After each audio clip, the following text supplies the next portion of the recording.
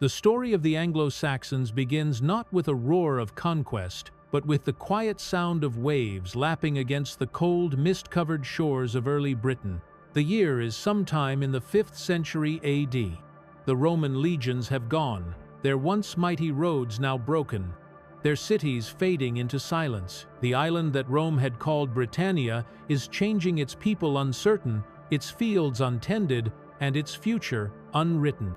Across the gray waters of the North Sea, beyond the dunes and estuaries of what we now call northern Germany and Denmark, small communities of fishermen and warriors gather on the beaches. Their names are the Angles, the Saxons, and the Jutes tribes, bound by kinship, language, and a restless spirit that has always drawn humans toward new lands. They look westward toward a place whispered about by traders, a land of green hills and wide rivers, a place where abandoned fortresses still stand, and the earth is rich for those who dare to take it. No one knows for certain how it began. Some stories say that a British ruler, desperate for defense against raiders, invited these warriors to serve as mercenaries.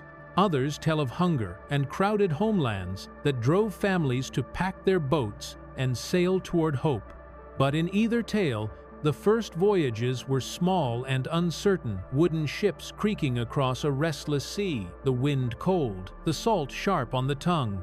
Imagine it now.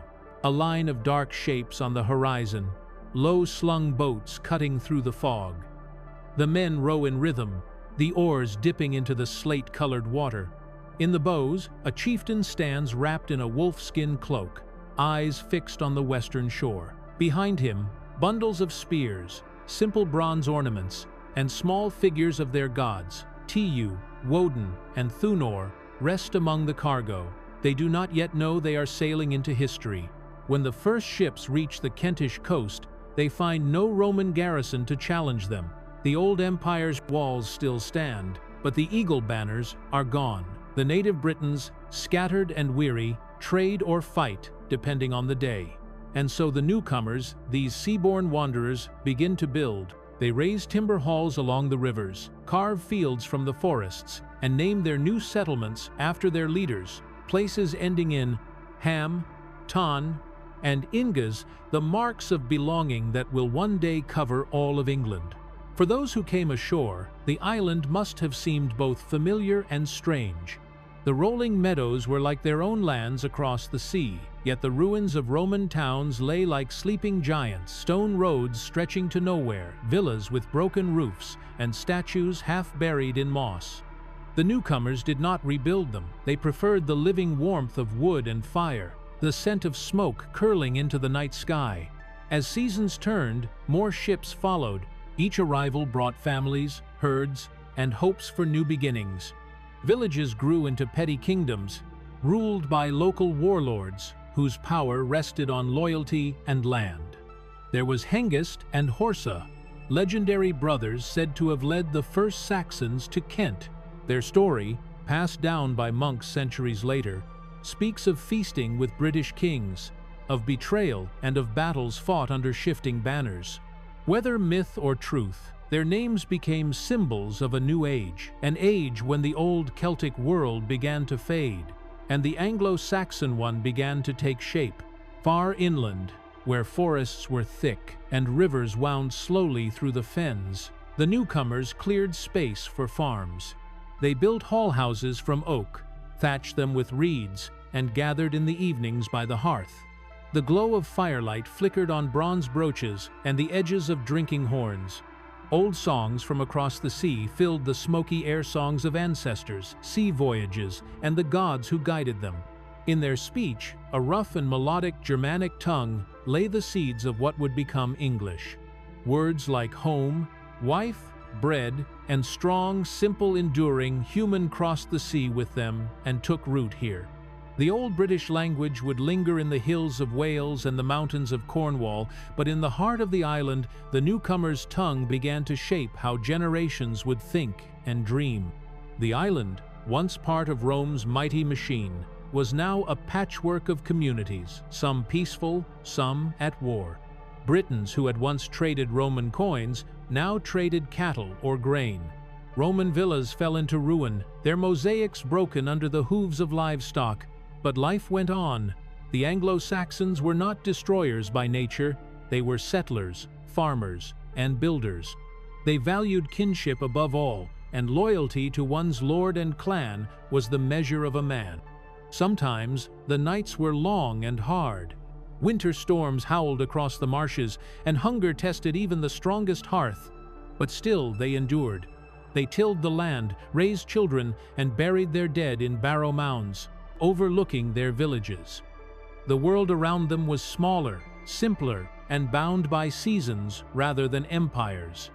As their numbers grew, the newcomers began to look beyond their first settlements. They formed alliances and fought rivals, carving out territories that would one day bear the names we still know: Kent, Sussex, Essex, East Anglia, Mercia, and Wessex. These early kingdoms were fragile things, rising and falling with the fortunes of their kings.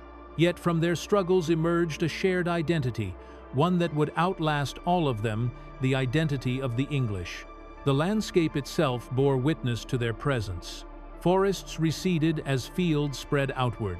Rivers became highways, linking settlements by small boats and ferries.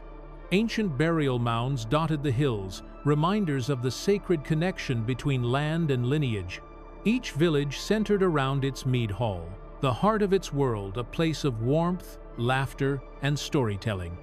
There, under smoke-darkened beams, warriors pledged loyalty to their thane, and poets sang of heroes who crossed the sea to build a new home. When we think of them now, it is easy to imagine only the warriors, shield walls, helmets, and swords glinting in sunlight. But their world was more than battle. It was a world of quiet labor, of women weaving wool on looms, of children chasing geese through the village green, of farmers turning the soil with wooden plows. It was the steady rhythm of human life, measured by sunrise and harvest, not by empire or conquest. In the evenings, when the day's work was done, families gathered around the hearth. They told stories of the gods of Woden the Wise, of Thunor who guarded them from storms, of Freya who blessed the fields. The crackle of the fire mixed with the murmur of voices, and somewhere outside, the wind whispered through the thatch. It was in these moments that the Anglo-Saxon soul took shape, humble, enduring, and tied forever to the land. Trade followed settlement. Amber from the Baltic, wine from Gaul, and fine brooches from the Frankish coast found their way into English hands. The newcomers were connected by sea routes that stretched far beyond what we imagine, proof that even in these so-called dark ages, the world was full of movement and exchange. Still, beneath this calm rhythm, there lingered uncertainty. To the west, the Britons resisted in their hill forts and valleys. To the north, the Picts watched from beyond Hadrian's Wall, and across the sea, other tribes were watching too: Danes, Norsemen, and Frisians, drawn by the same promise of land and plenty. The story of the Anglo-Saxons was only beginning. As decades passed, the newcomers' children no longer saw themselves as outsiders. They had never known the lands of their ancestors. Their hearts belonged to this island, to its rivers, its forests, and its mists. They began to call it Engleland, the land of the Angles, and slowly a sense of unity, fragile but growing, began to take hold. Archaeologists today still find traces of those early settlers: small beads of colored glass, iron knives, combs made of bone, and the faint outlines of timber halls long vanished. Each discovery tells the same story: a people seeking home, shaping a culture that would, in time, define an entire nation. To the listener, falling asleep to these ancient echoes, it may seem distant and dreamlike: wooden ships on gray waves, torches flickering in the rain, the hush of dawn over a silent village. But these were real lives, ordinary, enduring, and full of the same hopes that linger in us still. They came from across the sea, not knowing what awaited them, only that the land was wide and waiting. And as the mists closed around their boats, Britain, abandoned by Rome but not by fate, became the cradle of a new story. The story of the Anglo-Saxons, whose footsteps still lie beneath the soil of England. whose words still shape our own speech, and whose quiet courage began the long journey toward what we now call home. The land before them, Roman Britain's fall and the empty island. When the first Anglo-Saxon boats reached the island's southern shores, the land that stretched before them was not the orderly province Rome had once known, but a ghost of its former self, a place where time seemed to have slowed to a gentle, uncertain drift. For nearly 4 centuries, Britain had lived beneath the Roman eagle. Legions had patrolled its frontiers, governors had ruled from marble villas, and merchants had filled the markets of Londinium with wines from Gaul, olive oil from Hispania, and glass from the eastern Mediterranean. Yet by the early 5th century, that world had melted away like frost on morning grass. The legions were gone, recalled to defend a dying empire across the Channel. The long stone roads that once pulsed with soldiers and messengers were overgrown with bramble and fern. Bathhouses cooled, amphitheaters sank into shadow, and the carved stones of temples were taken apart to patch crumbling walls. The mosaic floors of once grand villas lay open to rain, and sheep wandered through their courtyards. The echoes of Latin faded, replaced by the older music of Celtic tongues and the hush of wind over abandoned fields. Those who remained, Romanized Britons, farmers, priests, and craftsmen, were left to fend for themselves as imperial order dissolved into local rule. They looked to petty warlords for safety, men whose authority rested not on decrees from emperors, but on the loyalty of their kin and the reach of their swords. Yet still, the memory of Rome lingered, like a dream people could not quite wake from. They carried coins with the faces of emperors long dead, reused Roman bricks to build small chapels, and prayed that perhaps, someday, the legions would return. But they never did.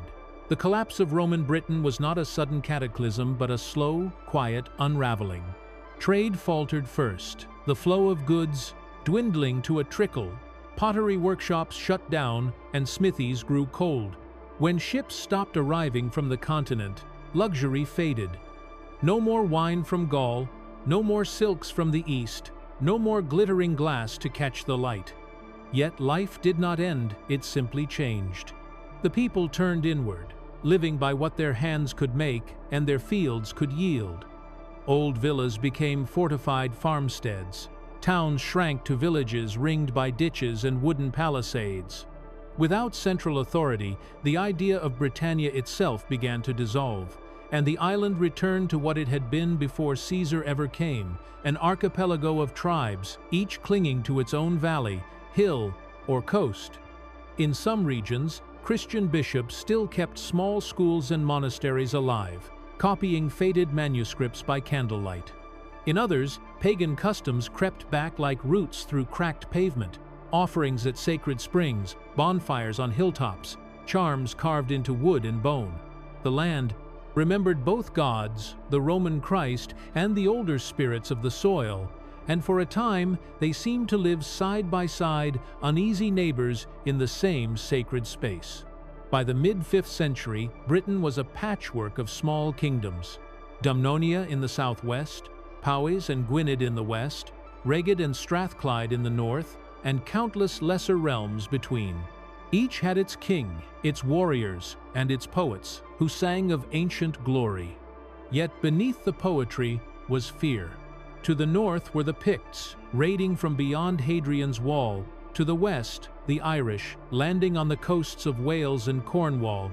And to the east, across the grey water, came whispers of the Saxon seafarers whose sails had been seen on the horizon. The Britons called upon Rome for help one last time, sending pleas that went unanswered. An old chronicler would later write of the groans of the Britons, a letter begging the imperial commander Aetius for rescue. The barbarians drive us to the sea drives us back to the barbarians. Between them, we are given the choice of death. But the empire, besieged on every front, had no soldiers to spare. The island was on its own. Out of this vulnerability came one of the strangest turns of fate. Some British leaders, desperate for defense, invited Germanic mercenaries to serve as protectors. They offered land in exchange for loyalty, never guessing that the newcomers would one day claim the island itself. These early bands, perhaps led by figures like Hengist and Horsa, whether real or legendary, arrived first as allies, settling near the Thames and in Kent, guarding the coast against Pictish and Irish raids. For a time it worked, but alliances born of fear seldom last. Soon, disputes over pay, land, and honor turned to violence. The newcomers rebelled, calling more of their kind from across the sea, and the thin veil of Roman order tore apart completely. Flames rose along the rivers, and ancient towns already fragile were abandoned once more. Yet even amid this turbulence, the island retained a haunting beauty. Forests reclaimed the open fields, wolves prowled the highlands again, and the rivers ran clear and untamed. Villagers lived close to the rhythms of nature, their lives measured by sunrise and harvest, by the cry of the cuckoo in spring, and the smoke curling from their roofs in winter. In these small clearings, the threads of a new culture were being spun, Celtic, Roman, and Germanic strands woven together by circumstance. The Britons still told tales of heroes and dragons, of Arthur and his knights perhaps born from this very age of struggle, while the settlers brought songs of their own of Woden and Thunor, of ancestors who crossed stormy seas. For centuries to come, storytellers would blur these worlds, crafting legends where memory and myth intertwined. To the traveler of that era, Britain must have seemed both wild and sacred. Stone ruins dotted the hills like the bones of giants. Roman roads, still straight as an arrow, vanished into forests where deer wandered unafraid. In the far west, the old tin mines glimmered under the rain. In the east, salt marshes spread wide, filled with reeds and the cries of seabirds. There was danger here, bandits, famine, and war. But there was also a quiet endurance, the stubborn will of people who refused to vanish. Fields were plowed, children were born, and old songs were sung even as the world shifted beneath them. In the midst of this transformation, Christianity survived like a hidden ember. Monks kept faith alive in remote corners at St. Albans, at Glastonbury, on the island of Innis-Whitrin. They prayed in Latin words, whose meaning few outside the cloister understood, tending to the sick and teaching the young. But without Rome's discipline, British Christianity grew distinct, mingling with local customs and older beliefs. Crosses were carved beside spiral patterns of pagan art. Saints' feast days merged with ancient festivals of the sun. It was neither wholly Roman nor wholly Celtic, it was something uniquely British, shaped by isolation and resilience.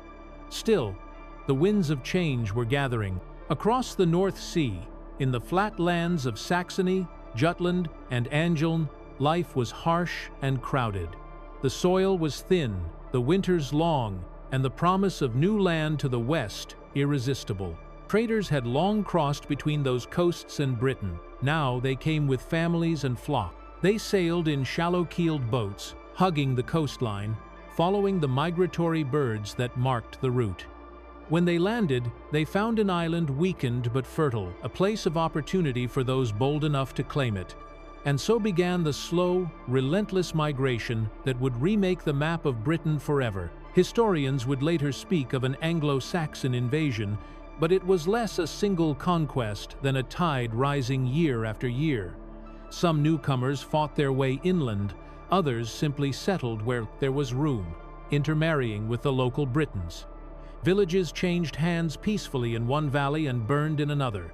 Over generations, languages mingled, and new dialects emerged. Place names shifted. Herr Lundain would one day become Lundenwick, then London.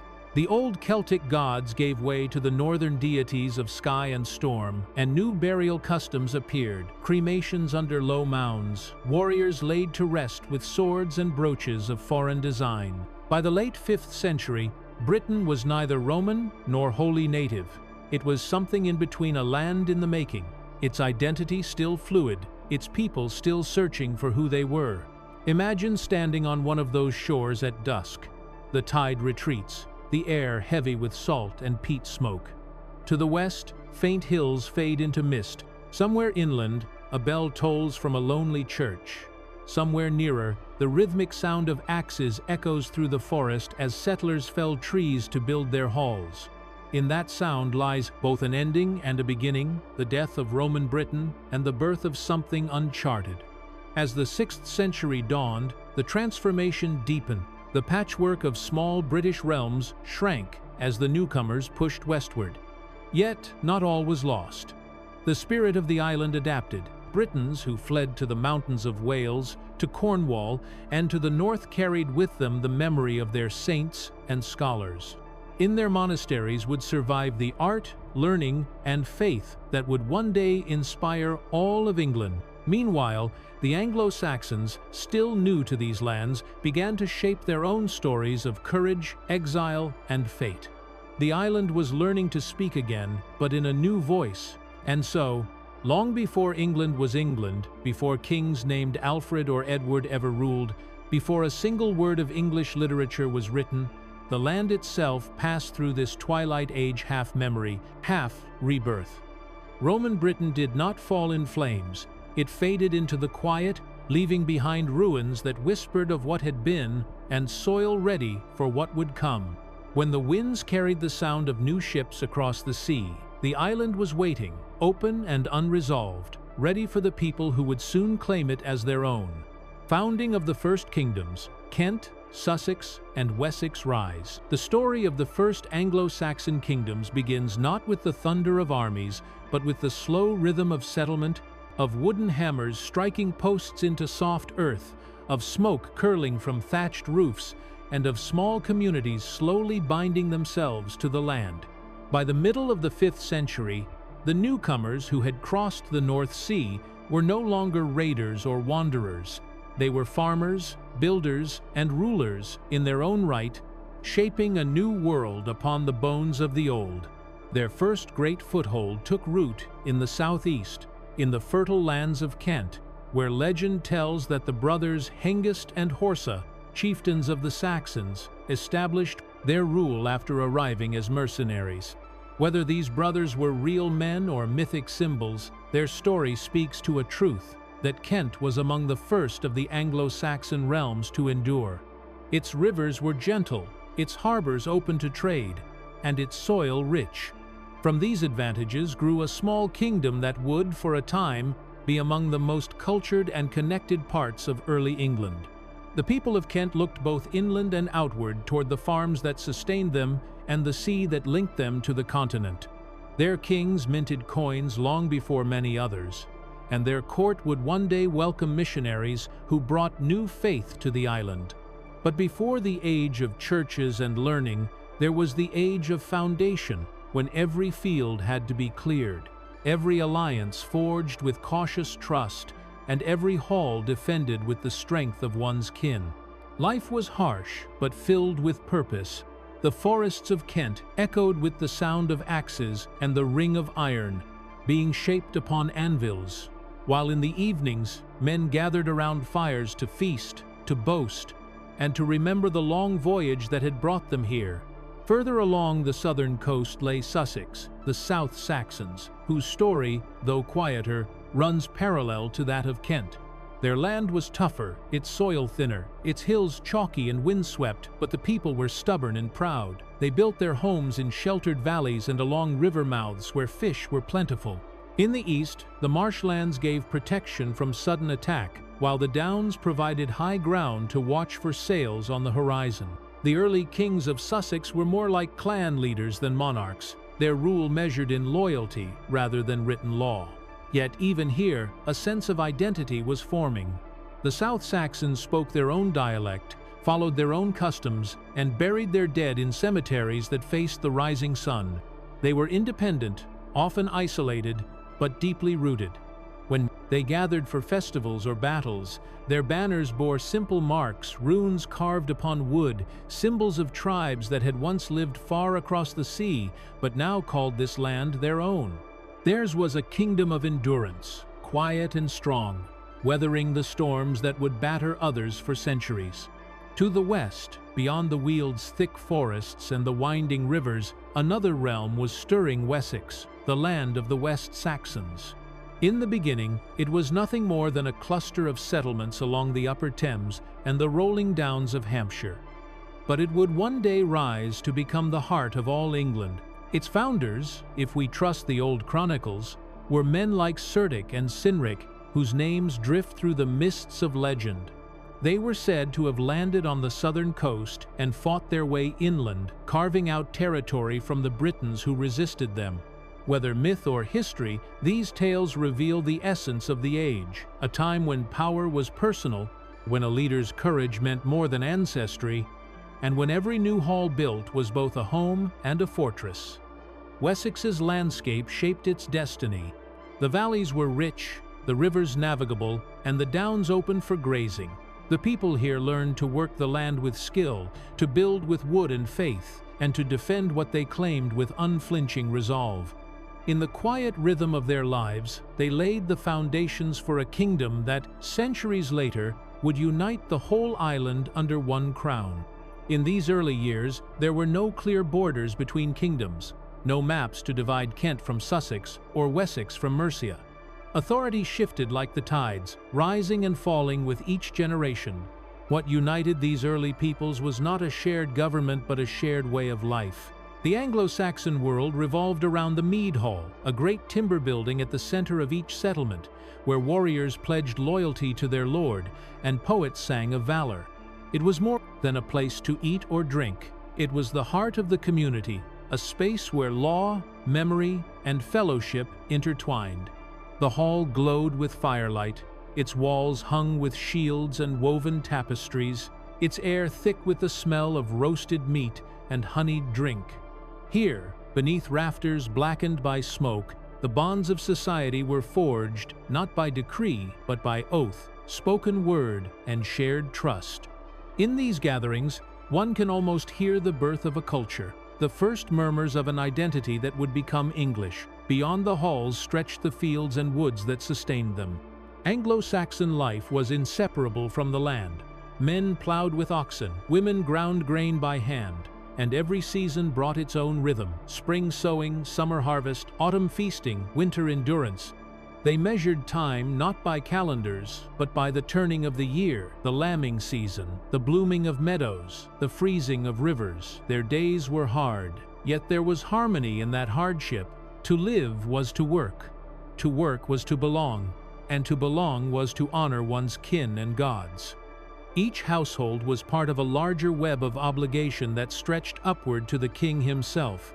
The king, in turn, was not a distant ruler but a war leader, expected to defend his people and reward their loyalty with gifts of land or treasure. Leadership was earned, not assumed. A weak king quickly fell, while a generous one became legend. As the 5th century gave way to the 6th, more tribes arrived from across the sea, Angles settling in the east and north, Jutes joining their Saxon cousins along the southern shores. The patchwork of territories grew more complex, and with it came both conflict and connection. Trade routes began to form once more, linking these scattered realms through exchange of goods and ideas. From the Frankish lands came fine jewelry and iron blades. From the Britons came craftsmen and sometimes brides. Along these lines of contact, the island began to weave itself into a new tapestry, no longer Roman, not yet English, but unmistakably alive. In Kent's ports, ships unloaded goods from Gaul, while in Wessex, traders followed the Thames to inland markets. The language of the people, once scattered dialects, began to blend, shaping the early roots of what we now call Old English. Even as local customs persisted, the threads of a shared culture were being drawn together, quietly, almost imperceptibly. Though these first kingdoms were small, their influence stretched beyond what one might imagine. Kent, through its early contact with Frankish Gaul, absorbed hints of continental refinement, glass beads, ornate brooches, and the first Christian whispers carried by merchants and travelers. Sussex remained rugged, its people close to the sea, their ships venturing to nearby shores for trade or plunder. Wessex, inland and secure, developed a strength born of unity. its people disciplined and industrious. Between them lay forests, rivers, and wild frontiers that both divided and connected. In these borderlands, alliances were made through marriage or war, and loyalties shifted with the seasons. But gradually, stability took root. The constant migration slowed, the settlements grew permanent, and generations were born who no longer spoke of the homeland across the sea, but only of England, the land of their own making. In this slow and silent transformation, something profound occurred. A sense of destiny began to stir in the hearts of these scattered kingdoms. The old gods of the north still watched over them, Woden, Thunor, and Tuo, but the land itself, once foreign, had become sacred. Hills, rivers, and stones took on names and stories. Boundaries were marked not by walls, but by oaths and memories. The Anglo-Saxons were no longer guests in Britain, they were its stewards. They planted their crops, buried their ancestors, and wrote their lineage into the earth. Each mound, each church, each boundary stone became a penitent thread in the growing fabric of their world. And yet, beyond their peaceful fields, change was again on the horizon. In the centuries to come, new kingdoms would rise: Northumbria, Mercia, and East Anglia, and with them would come learning, law, and faith. But in these earliest days, when Kent, Sussex, and Wessex first took shape, England was still in its childhood, a place of beginnings, of stories told beside fires, of kings whose names blurred between legend and memory. It was a land discovering itself, finding rhythm in the slow breath of its people, the creak of their oars, the hum of bees over summer meadows, and the ringing of hammers in the cold morning air. Out of this world of wood and water, courage and endurance, would grow a nation whose language and law, faith and folklore, would shape centuries to come. For now, though, it was enough simply to live, to build, and to belong, to watch the smoke rise above the mead hall, to listen to the wind moving through the trees, and to feel, perhaps without knowing, that something vast and enduring had begun. Warriors and wields, early battles and settlements. In the shadowed centuries that followed the first Saxon landings, England was a tapestry of forests and clearings, a half-wild island where the axe and the plow went hand in hand, and where every field that fed a family might one day become the ground of a skirmish. Life among the early Anglo-Saxons balanced forever between peace and peril. They were farmers, yes, tilling dark loam and herding cattle along the river meadows, but they were also warriors by necessity, for the island was far from empty, and every ridge or ford was a prize to be defended. To the west and north lingered the native Britons, the descendants of Rome's provincials and of the older Celtic tribes before them. They lived in fortified hills and valleys, speaking a language that, to Saxon ears, sounded like music wrapped in mystery. To the newcomers, these Britons were both adversary and teacher, fierce in battle yet skilled in craft, bearers of a memory that stretched back to emperors and druids alike. Between them flared a long, slow war, fought not as a single campaign, but as generations of raids, reprisals, and uneasy truces. Along the forest edge of the Weald, that vast belt of oak and ash that ran between Kent and Sussex, the two peoples met most often. The forest itself was almost a character in the tale, a living barrier of tangled roots, wild boar, and whispering leaves. Within it, paths wound like veins, leading to clearings where smoke from hearth fires curled upward through the green canopy. It was here that the first real Anglo-Saxon communities hardened into permanence, their boundaries marked by streams and standing stones, their courage tested in the ambush and the siege. A typical settlement was small, a ring of timber halls around a central yard, with barns, forges, and pens for livestock. The air smelled of wood smoke, honey, and iron. The people rose at dawn, their breath misting in the cold, the sound of cocks and dogs greeting the day. Men went to the fields with spears as well as hoes. Women drew water and tended the hearth, their garments pinned with bronze brooches shaped like birds or suns. Children learned early to weave, to carve, to sing the long songs of their ancestors, the Eildor saga. Tales that blended memory and myth until one could hardly tell the difference. At night, the settlement closed itself in. Gates were barred, and watchfires burned upon the nearby hill. For beyond the light, wolves prowled, and sometimes worse. Raiders, exiles, or restless spirits from the barrow mounds that dotted the land. It was an age when fear was both a teacher and a companion. Out of it grew discipline, loyalty, and a code of honor that would one day find written form in the laws of the kings, but which now lived only in the spoken promise between Lord and man. The warriors of this world were not the knights of later centuries, but men bound by personal oath. They were called Giens or Gisiths, companions of the hall, whose worth was measured in bravery and generosity. Each fought not for abstract ideals, but for the Haford who fed and rewarded him. Their armor was simple, a conical helmet of iron or leather, a round wooden shield painted in bright spirals, a short stabbing sword, and sometimes a long spear that could be hurled or used in the shield wall. Yet within that simplicity lay great skill. The Anglo-Saxon shield wallmen standing shoulder to shoulder, shields overlapping, spears thrusting through the gaps, was a living engine of survival. Against cavalry or chaos, it held firm, moving like a single creature, advancing or yielding in slow rhythm. In this formation, courage was collective, not solitary. The man who broke his place endangered all, and the man who stood fast gave life to those beside him. Such fighting required not rage, but patience. And perhaps that is why it suited these settlers who had learned to wait out long winters and plant in narrow seasons of sun.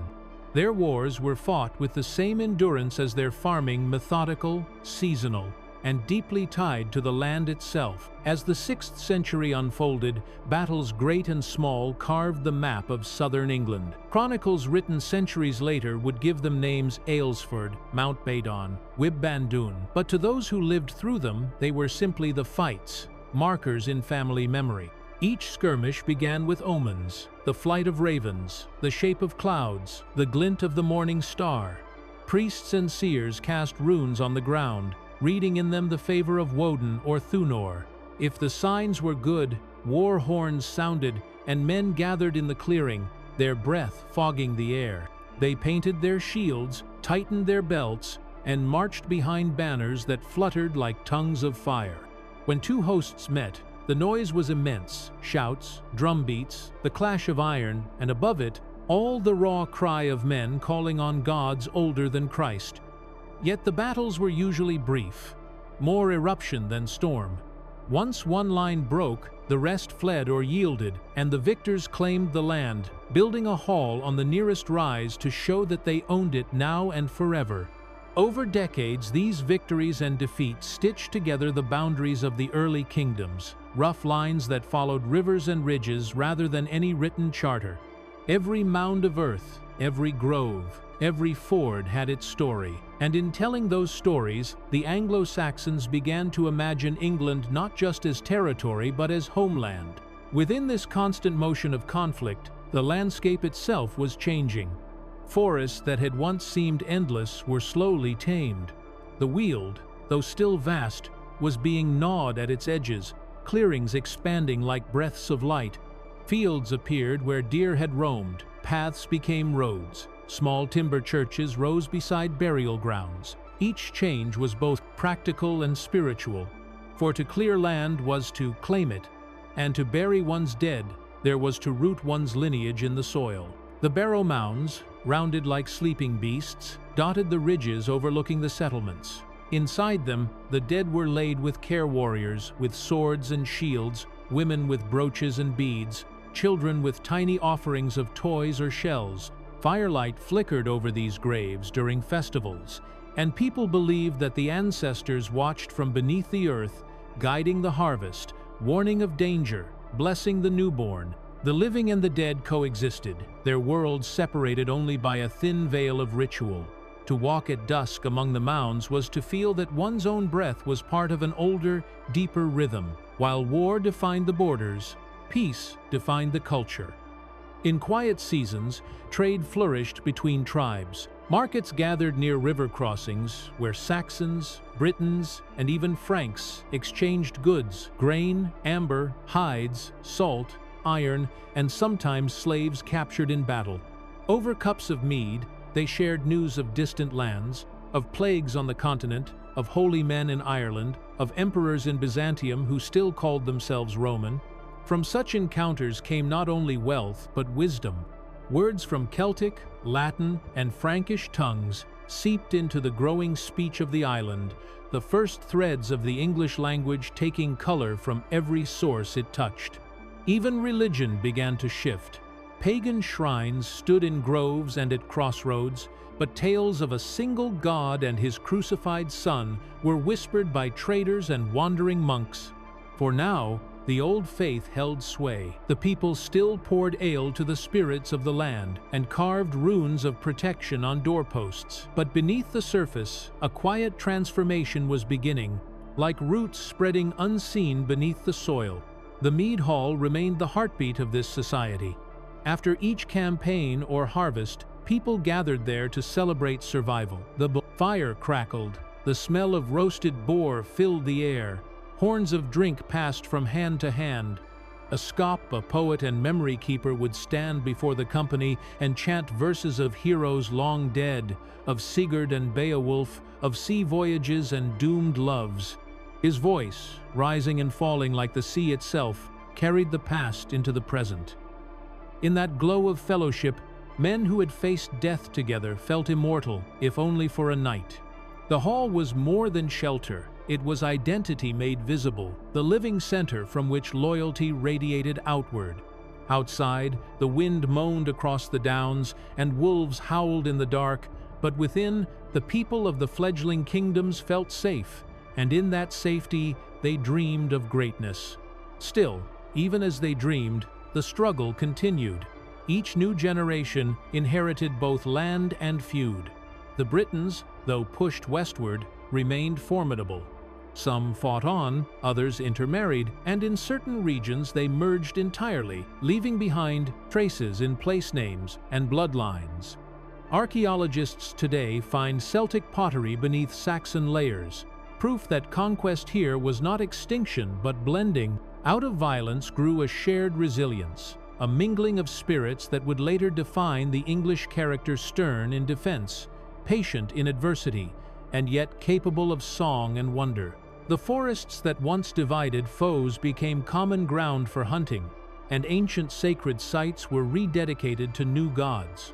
The land itself seemed to desire harmony, urging its children, however different, toward coexistence. By the late 6th century, Kent, Sussex, and Wessex had matured into recognized realms, each ruled by dynasties tracing their lineage to divine ancestors. Their kings held councils, their thanes swore oaths, and messengers traveled between them bearing gifts and proposals. Roads were reopened, small ports bustled with ships, coinage began to circulate again. Yet beneath this surface order, the warrior spirit never faded. Every young man still learned to wield a spear. Every hall kept its shield rack polished. The peace of the early kingdoms was not the peace of trust, but of balance, each power watching the others, each prepared to defend or expand. Out of this tension would grow not only future wars, but also the discipline that later allowed unification. The Anglo-Saxon genius lay not in invention of empire, but in patient building, in turning survival into structure, chaos into custom. Their laws, simple, oral, fair, reflected this ethos. Compensation instead of vengeance, oath instead of decree.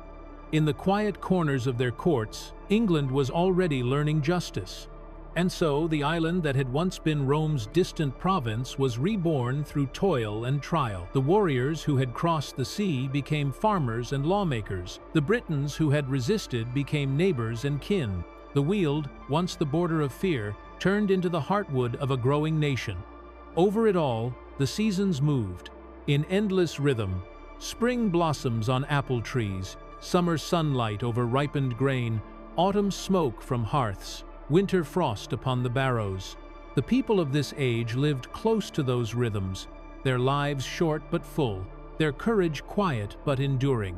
In the dimness of the hall, or the silver dawn over the downs, they could not know that their descendants would one day build cathedrals and write epics, that the language they spoke in fields and forges would one day circle the globe. They only knew the simple truth that to hold the land was to belong to it, and to belong was to remember. Thus, through battle and settlement, through loss and labor, the foundations of England were laid not in marble or law, but in human hearts, beating to the rhythm of axe and anvil, plough and prayer. The forest still whispered, the rivers still carried mist in the mornings, and above them all the ravens flew, silent witnesses to an age of beginnings, life in the villages, farming, homes, and daily rhythm.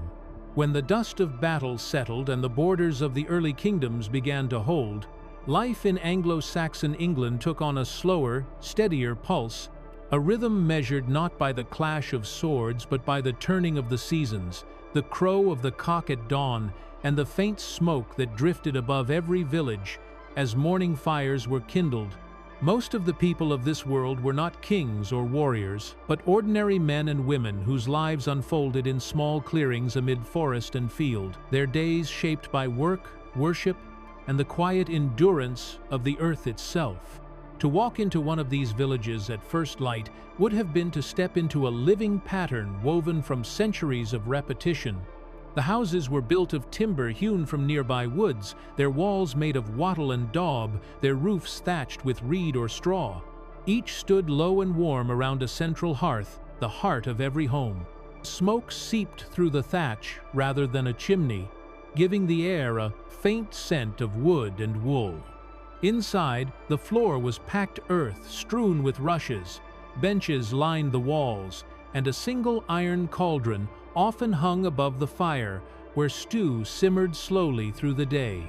Light filtered in through narrow openings covered with oiled skins, soft and golden in the gloom. Here, families gathered through the long winters, telling stories, carving tools, and listening to the wind hum through the rafters. Their world was small but complete, bounded by memory and necessity. At sunrise, life spilled outward. Men shouldered spades and wooden plows, leading oxen into the fields that surrounded the settlement in irregular strips called ferdlands or yardlands. Women milked cows, churned butter, fetched water from the stream, and tended vegetable gardens fenced against pigs. Children drove geese to pasture and gathered kindling under the hedgerows. The air filled with the clatter of wooden wheels, the lowing of cattle, the rhythmic creak of leather harness, and the songs that made labor bearable.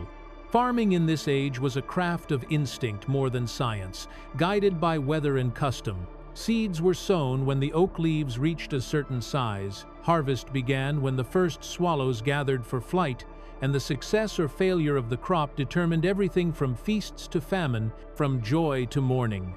The plowshare cut the soil in long, dark ribbons. The oxen trudged patiently, and behind them the earth gave its yearly promise. Barley and wheat were staples, oats and rye for leaner soils, and beans for the poor. Every field had a name, every hedge was known. The villagers worked communally, sharing both tools and toil, for survival demanded cooperation. After harvest, they feasted together, their laughter carrying far into the night, for they knew how fragile plenty could be when winter crept again across the hills. The village was not merely a cluster of homes, but a living organism bound by custom and kinship. At its center stood the mead hall, larger than the rest, open to all when gatherings were called. Here the reeve or headman settled disputes, announced the Lord's commands, and distributed portions of meat after a successful hunt. Around it lay workshops where blacksmiths hammered glowing iron into tools and weapons, where potters turned clay on slow wheels, and where women spun flax and wool into thread. The soundscape of a settlement was a gentle chorus of human craft, the tapping of hammers, the whir of spinning, the rhythmic thud of a weaver's batten. Dogs barked, roosters crowed, and somewhere a boy practiced on a bone flute. Beyond the houses stretched the byre and pigsty, the granary raised on stilts against damp and rats, and beyond those the open fields dotted with hayricks and scarecrows. In summer, the air was thick with gnats and the scent of cut grass. In winter, frost glazed the fences, and the world shrank to a circle of lamplight and smoke. Each family belonged to a tunna homestead, and together these made up a ham or wick, the roots of countless modern place names. A visitor from our own age might see poverty, yet within these rough walls was security, a sense of belonging so deep that it needed no written charter. The villagers owed service to their lord, days of labor on his demesne, a share of grain or honey, the duty to fight if called, but in return he offered protection and justice. This web of obligation, fragile yet firm, held the fabric of society together. When danger threatened, the horn sounded and men gathered, forming the fyrd, the militia of free farmers who defended hearth and harvest. When peace returned, they laid down their spears and took up scythes again. Such was the rhythm of life. War as interruption, work as the norm. Even in hardship there was continuity, and continuity gave comfort. Religion colored every moment. Before the coming of Christianity, the Anglo-Saxons saw the divine in the natural world, the whispering trees, the sun's warmth, the rhythm of rain. Each household kept small carvings of gods, Woden for wisdom, Thunor for thunder and strength, Frege for hearth and marriage. Offerings of bread or ale were placed at the roots of ancient oaks or in the corners of fields before sowing, gestures of respect to the unseen. Festivals marked the seasons. Yule in winter, when evergreen branches were brought indoors and fires blazed through the darkest nights.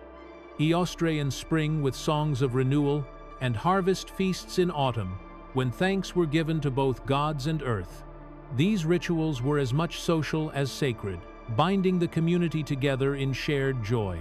When Christianity eventually spread through the island, it did not erase these customs, but transformed them. The feast became the Saint's Day, the Holy Well a baptistery, the Sacred Grove a churchyard. Faith, like the land itself, was plowed and replanted generation after generation. Inside the homes, daily life followed the gentle cycle of necessity.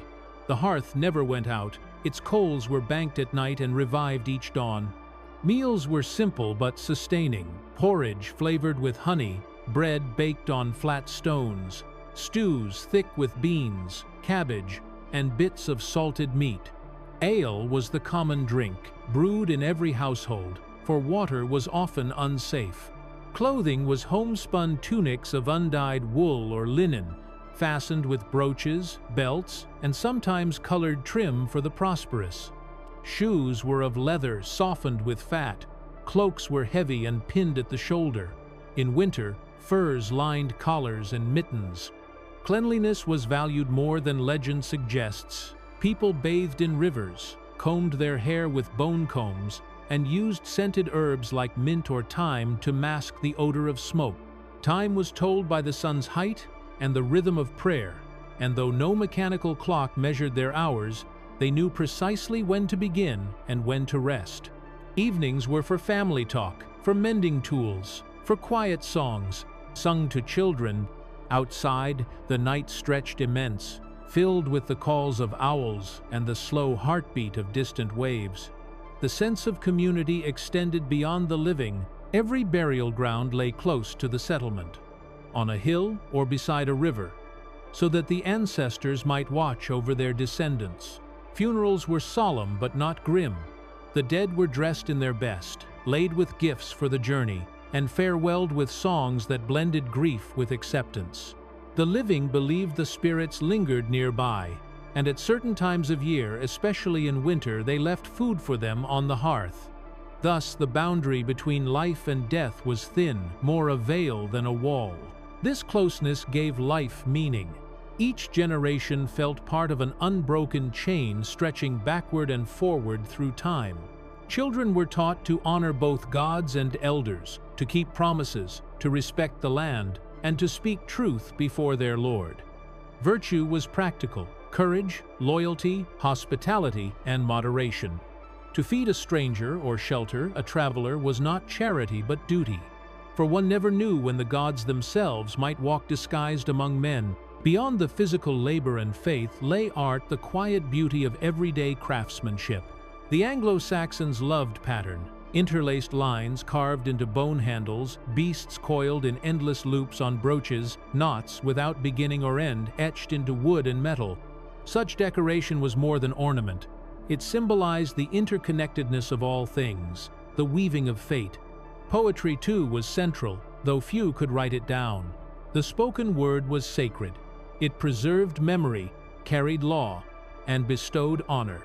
The rhythm of Old English verse, with its alliteration and pauses, mirrored the heartbeat of walking or rowing, the steady pace of labor.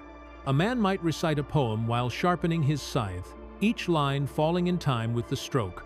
Through these words, the people remembered their origins and made sense of their world.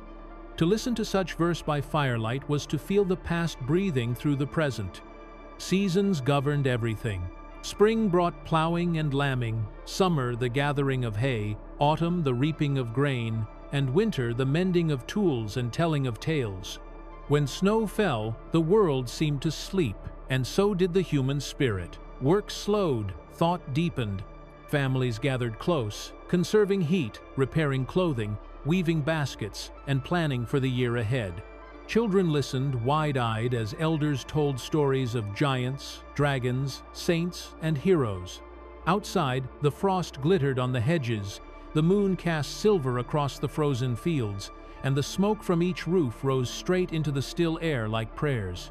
By candlelight made from tallow, mothers spun thread, fathers carved handles, and time itself felt suspended. The hush of winter was not loneliness but renewal, a pause before the world's next heartbeat.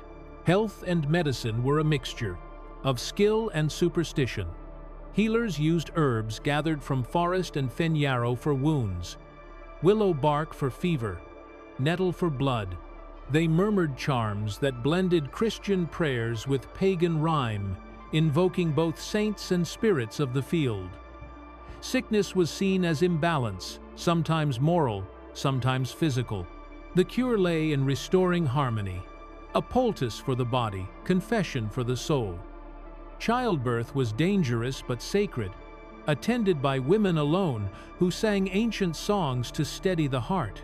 Death came often, yet it was not feared as annihilation but as homecoming. Such acceptance gave strength. It made the people resilient, calm beneath the weight of fate. Though isolated, villages were not cut off. Travelers passed through peddlers with trinkets, wandering monks with relics, messengers bearing the decrees of distant kings. Each arrival brought news of wars, of eclipses, of miracles across the sea. Gathered around the hall fire, villagers listened in awe, their minds briefly lifted beyond their valley. Then, when the stranger departed, life resumed as before, as constant as the river. It was this constancy that shaped the Anglo-Saxon character, patient, deliberate, reverent toward both time and toil. They measured wealth not in gold but in cattle, not in luxury but in land and loyalty. To be remembered kindly after death was the highest reward, to have one's deeds spoken of when the ale was poured. As centuries passed, the villages multiplied, dotting the landscape like constellations of light. Between them stretched hedgerows and tracks trodden deep by carts and bare feet. Each had its own dialect, its own customs, yet all shared the same fundamental rhythm, the slow pulse of work and worship, of birth and burial, of sowing and reaping. In this humble pattern lay the foundation of an entire civilization. When later kings built churches of stone and scholars wrote in Latin, they built upon this soil of daily life. The soil turned by nameless farmers, warmed by nameless hearths. Even now, if you stand in an English meadow at dawn and hear the first lark rise, you can almost sense their presence. The echo of an axe, the scent of smoke, the murmur of a lullaby in a tongue that would one day become your own. Their world was simpler, yes, but not lesser. It was deep, honest, and enduring. It teaches us, across the gulf of centuries, that civilization begins not in palaces but in patience, not in conquest but in the quiet labor of hands and hearts working together beneath an ever-turning sky. Beliefs of the old gods, paganism and sacred groves. Before the soft toll of church bells ever drifted across England's meadows, Before Latin prayers echoed through stone chancels, the people of the island lived by older songs, older fears, and older hopes, bound to the earth and sky by threads of reverence so ancient that even they no longer remembered when the weaving began. Their faith was not written in books but breathed in the wind, whispered by rivers, and carved into the shapes of trees. The Anglo-Saxons who settled the island brought with them a world of gods whose power was at once vast and intimate. Gods who strode through storms and yet sat invisibly beside the hearth, who ruled both the harvest and the heartbeat. Each dawn and dusk was part of a sacred rhythm, a dialogue between humankind and the unseen. To live rightly was to live in harmony with these forces, neither denying nor defying them, but honoring their place in the grand order. The sky itself was a text of devotion. When thunder rolled, people lifted their eyes and named Thunor, protector of the brave.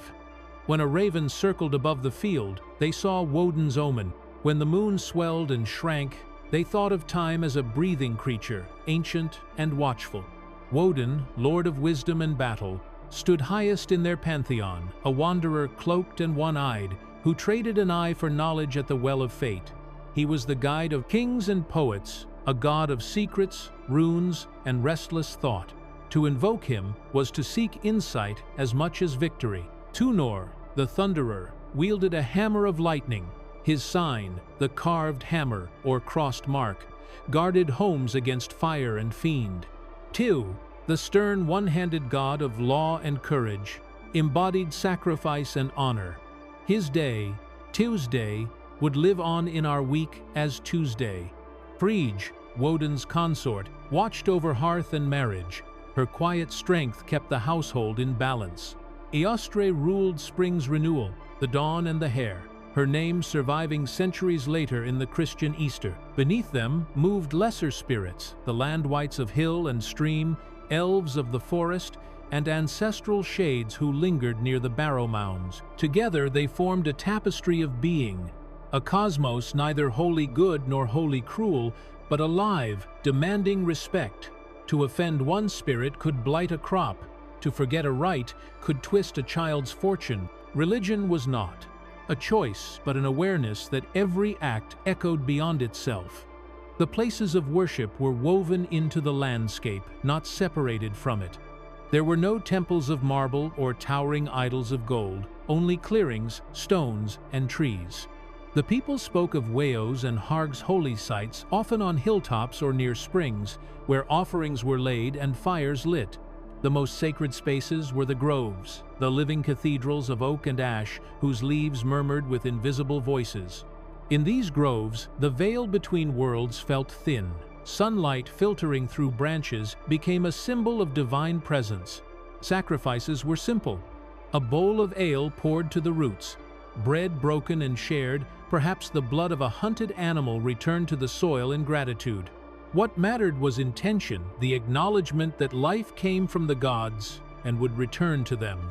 Festivals marked the wheel of the year, each turning with solemn joy. At Yule, when darkness reached its deepest, fires blazed for 12 nights to summon the sun's rebirth. At spring's equinox, garlands of flowers adorned doorways for Eostre. Midsummer brought bonfires on the hills to strengthen the sun at its height, while autumn saw the harvest feast and the remembrance of the dead. These celebrations bound the community together as much as any battle oath, reminding all that survival was a gift shared with the divine. In the long winter nights, when snow muffled the fields and stars burned cold above, the old stories came alive. The elders spoke of word, the mysterious fabric of fate that even the gods must obey. Word was not destiny in the sense of predetermination, but the living sum of every choice and consequence, a web constantly spun and respun by unseen hands. To act with courage was to weave one strand honorably into that pattern. Cowardice or treachery tore it.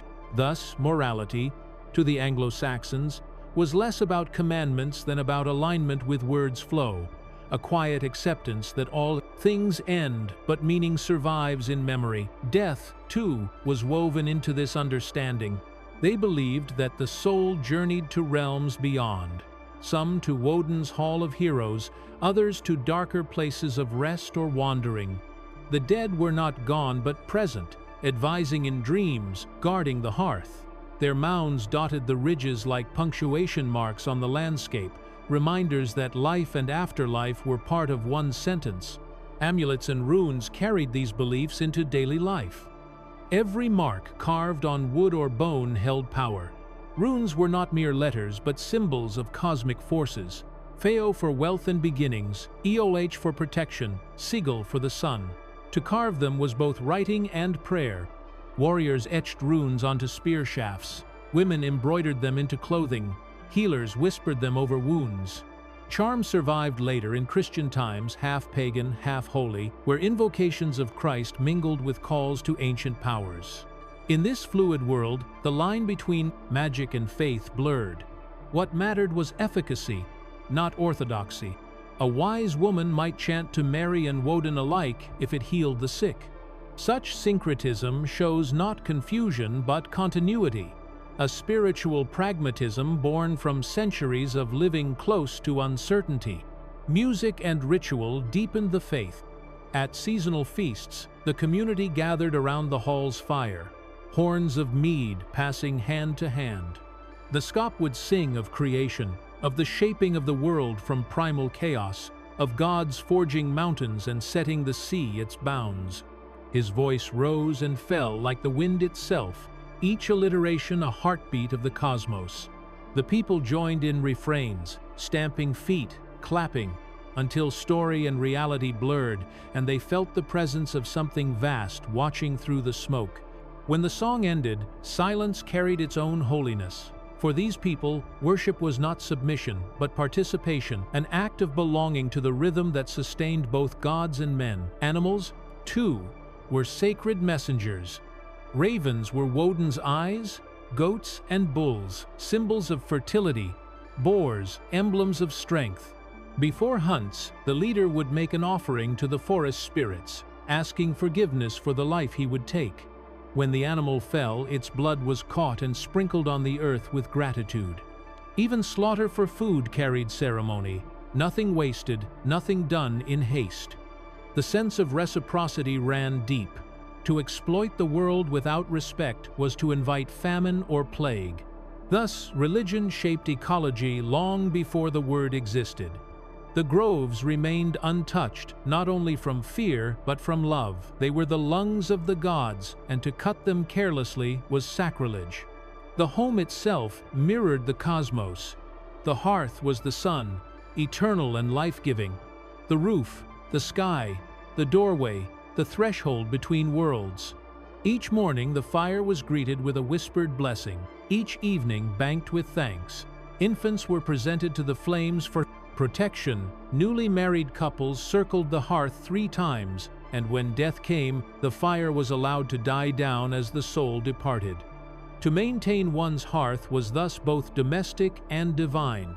Women, as keepers of the fire, held spiritual authority, often unacknowledged in later chronicles. Their wisdom, the timing of festivals, the brewing of ritual ales, the remembering of charms, anchored the household in the unseen order. Among the Anglo-Saxons, morality and religion intertwined through the gift.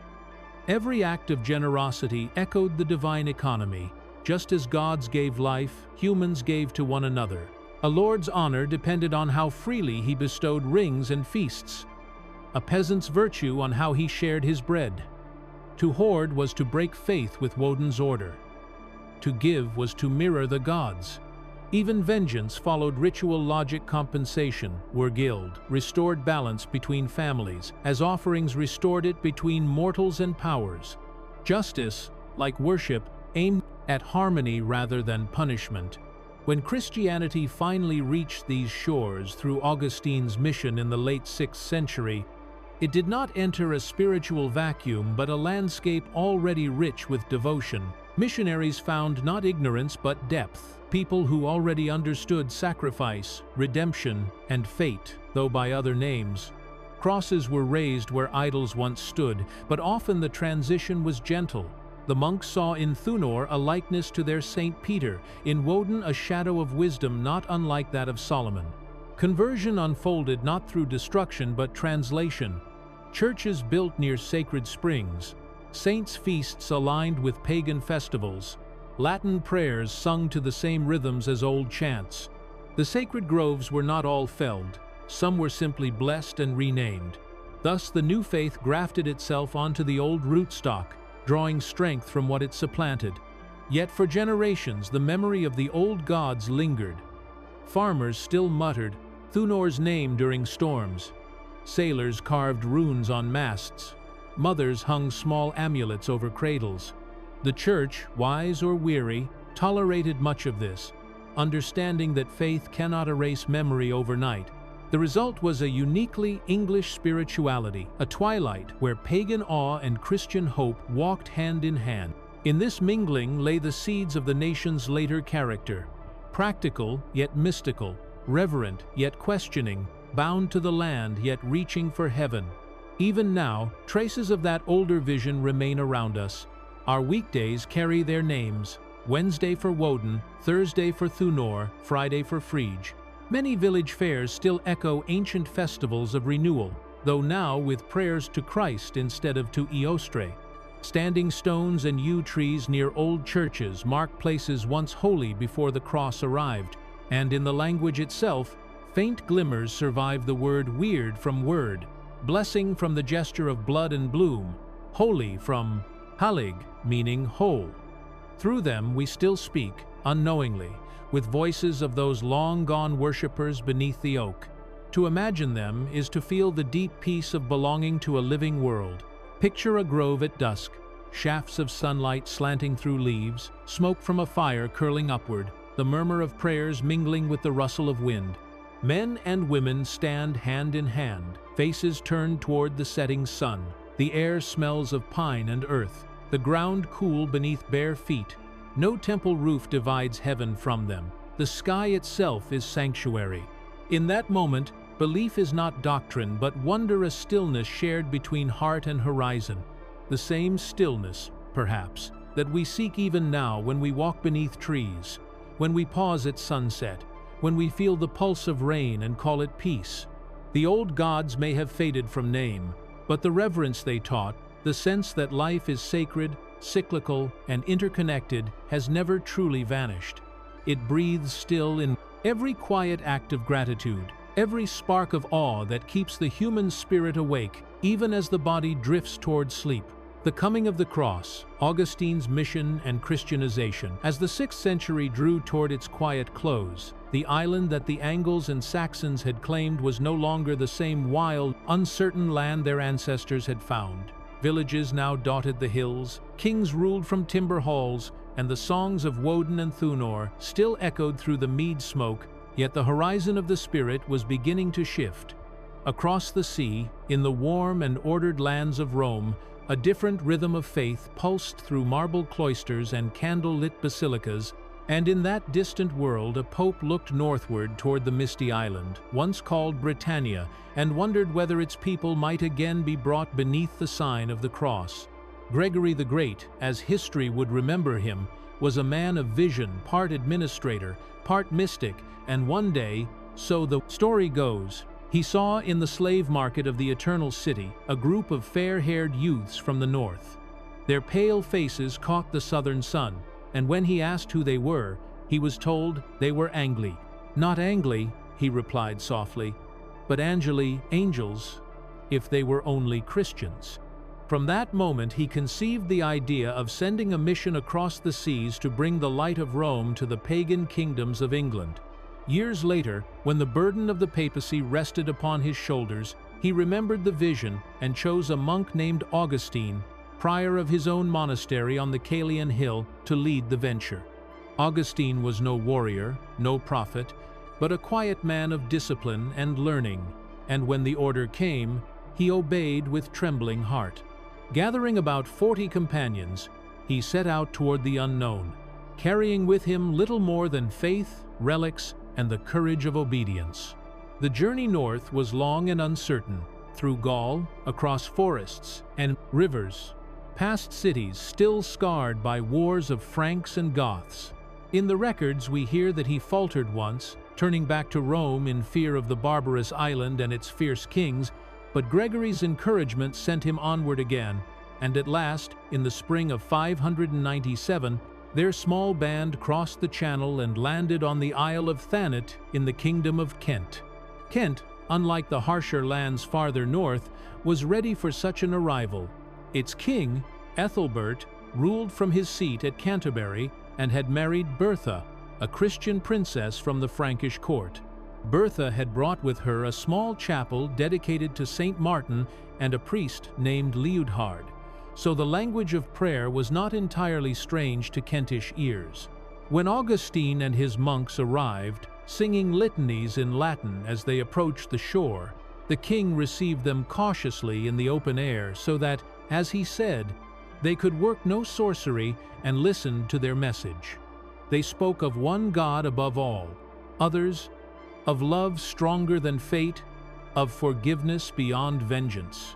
Ethelbert, wise and deliberate, did not convert at once, but he granted them lodging in Canterbury and freedom to preach. In that moment the seed was planted, and from that seed would grow a faith that would shape the destiny of England. The monks took up residence in an old Roman building within the city walls, repaired its roof, set up an altar, and began their work. Their chant rose each morning in strange cadences, echoing through streets that had not heard Latin hymns since the legions departed. People came out of curiosity first, then out of wonder. The quiet discipline of these foreigners impressed them, their care for the poor, their humility, their refusal to fight. Slowly, gently, the new creed spread. Within months, Ethelbert himself accepted baptism, perhaps moved by his queen, perhaps by the vision of unity and peace the monks embodied. On Whitsunday, the chronicles say, thousands followed him into the waters, and Kent became the first Christian kingdom of the New Age. From Canterbury, Augustine's influence radiated outward like ripples on a pond. He built two great churches, one in the city for his cathedral, the other outside the walls, dedicated to St. Peter and St. Paul, where he and his successors would one day rest. He sent messengers to other kings, urging them to accept the new faith. Some listened, others mocked, yet the momentum had begun. The conversion of Kent opened trade and correspondence with the continent. Letters passed between Gregory and the new English Church, filled with instructions on ritual, discipline, and the delicate blending of old custom with new belief. Gregory, wise in the art of hearts, advised tolerance.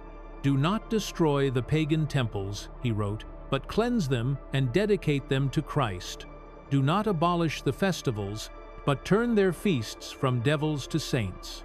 The people, he understood, could not leap from darkness to light. In a single stride they must walk, and their old ways would be the bridge. Thus, Christianity in England was born not of fire and iron but of adaptation and patience. Still, beyond Kent, the island remained largely pagan. In Sussex and Wessex, the thunder of Thunor still rolled unchallenged. In Mercia and the north, the idols stood untouched. Augustine himself, venturing westward to meet the bishops of the older British Church, those Christians who had survived from Roman days in the hills of Wales, found not allies but estranged brethren. They distrusted these Roman emissaries, seeing in them the hand of empire rather than of heaven.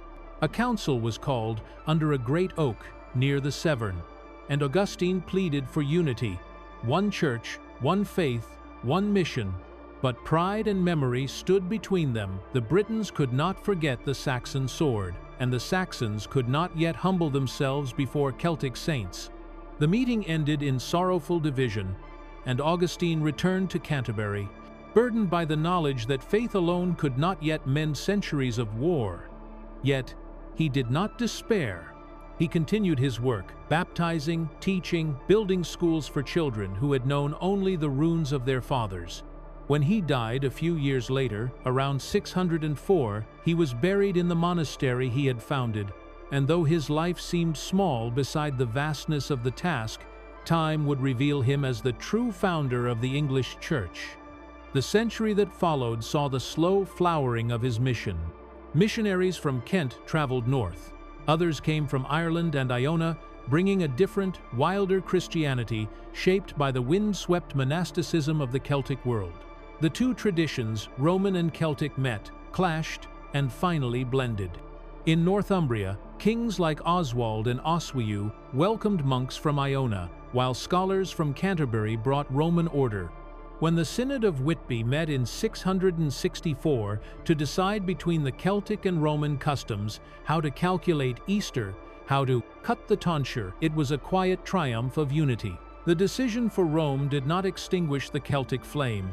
It tempered it, forging a uniquely English spirituality, disciplined yet imaginative, faithful yet free. Monasteries rose along the rivers, Wearmouth, Jarrow, Whitby, where monks copied manuscripts by candlelight and turned the spoken poetry of the hall into written prayer. In those scriptoriums, the memory of Europe was preserved. Out of them would come Bede, the gentle historian who would one day record all these stories so that we, across centuries, might still hear their heartbeat. To the people in the villages, the change came less as revolution than as quiet evolution. The old gods receded, not through conquest, but through familiarity with a gentler power. Wooden crosses appeared where oaks once stood, wells were blessed rather than abandoned, and prayers once whispered to unseen spirits were redirected to saints, whose images glowed in painted panels. Yet the landscape of devotion remained recognizably English. The church, built of timber with its thatched roof, looked much like a hall, its altar placed where the hearth had once burned. The priest wore linen instead of fur, but stood at the same center, speaking of light and life to faces lit by the same fire. Christianity did not erase the past, it sanctified it. The festivals of Yule became Christmas, Eostre became Easter, and harvest feasts turned into thanksgiving for the Creator's bounty. The sense of the sacred in nature endured. Fields were still blessed at planting, and processions circled the boundaries singing psalms that were little different in spirit from the old charms of protection. What changed most profoundly was the idea of time. The pagan year was circular, an eternal return of birth and decay. The Christian year introduced a line, a story with beginning, fall, redemption, and hope. People began to see themselves not merely as actors in an endless cycle, but as travelers on a journey from creation to eternity. The church bells marked this new rhythm, calling at dawn for prayer, at noon for thanksgiving, at dusk for rest. Children learned to cross themselves before meals, to bow before the altar, to imagine a heaven beyond the stars. The written word, carried by monks, gave permanence to what had once been fleeting song. Laws were written, genealogies recorded, psalms translated into Old English so that even the humblest could understand. Faith became not only a bond between man and God, but also between man and memory. Yet the new light did not banish darkness entirely. The people still feared ghosts in the fen, elves in the woods, and omens in the flight of birds. The church, wise from centuries of dealing with human hearts, absorbed these fears, turning them into symbols rather than enemies. The cross itself became both charm and creed, hung over doors to guard against lightning, carved into sword pommels for courage. Pilgrimages began first to nearby shrines, then to distant Rome, linking the island once more to the great web of Christendom. Trade followed faith, learning followed trade. The rough warrior world softened. Kings founded monasteries, queens became patrons of saints, and in the quiet of cloisters, English hands illuminated gospel books with gold and blue as bright as morning sky. The same people who once carved beasts on bone now painted angels on vellum. By the early 8th century, the transformation was complete in form, if not in heart.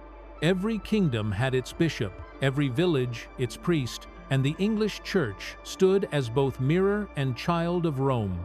Yet beneath its Latin prayers one could still hear the deep hum of the older spirit, the reverence for land, for ancestry, for courage in the face of fate. Christianity had not replaced the Anglo-Saxon soul, it had baptized it. Weird became Providence, the Mead Hall Fellowship became Christian Brotherhood, the gift of the Lord became the grace of God. In this fusion lay the genius of the English faith. not rigid but rooted, not abstract but human. And so, as monasteries rang with psalmody and fields echoed with the sound of plows, the island entered a new dawn. The cross had come, not by conquest, but by persuasion, by patience, and by the quiet power of example. The same winds that once carried pagan sails now carried hymns, and the same rivers that reflected moonlight over sacred groves now mirrored church towers rising toward heaven. If one could stand in Kent on an early morning of that age, one might hear both worlds at once.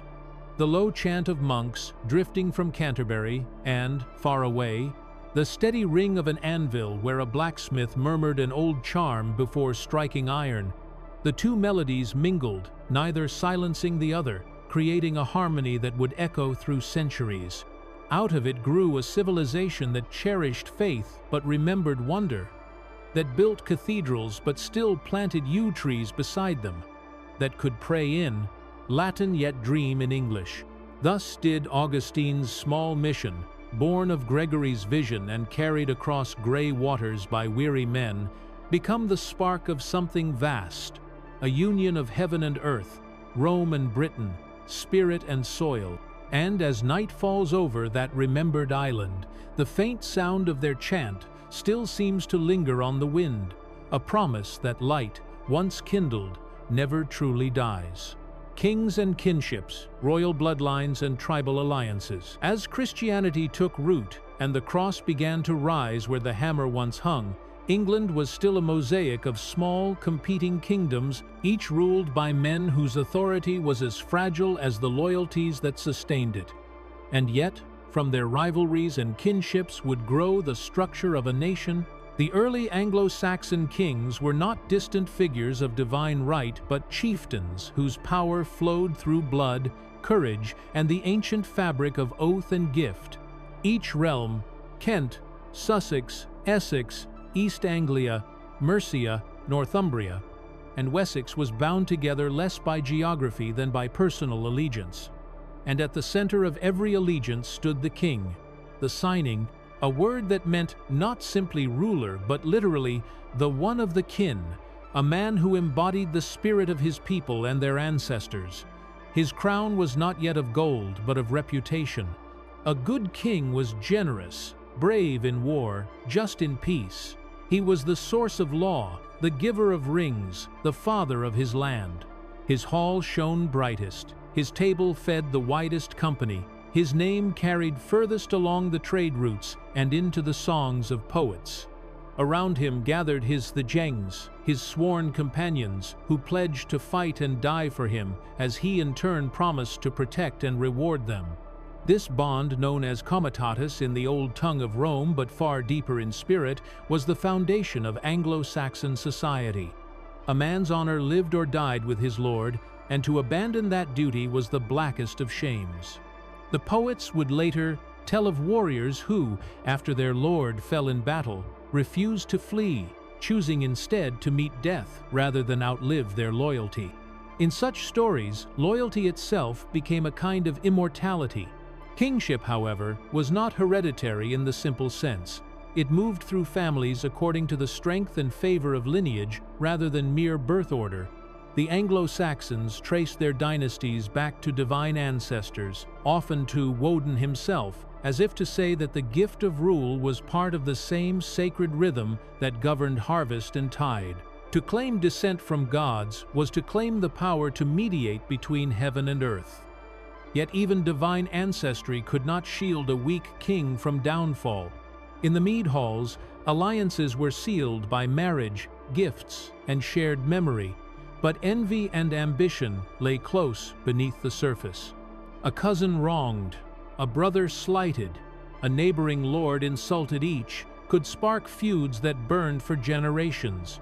The island was a living chessboard of kinship and vengeance, its pieces shifting endlessly, its balance maintained only through the art of diplomacy and the occasional necessity of war.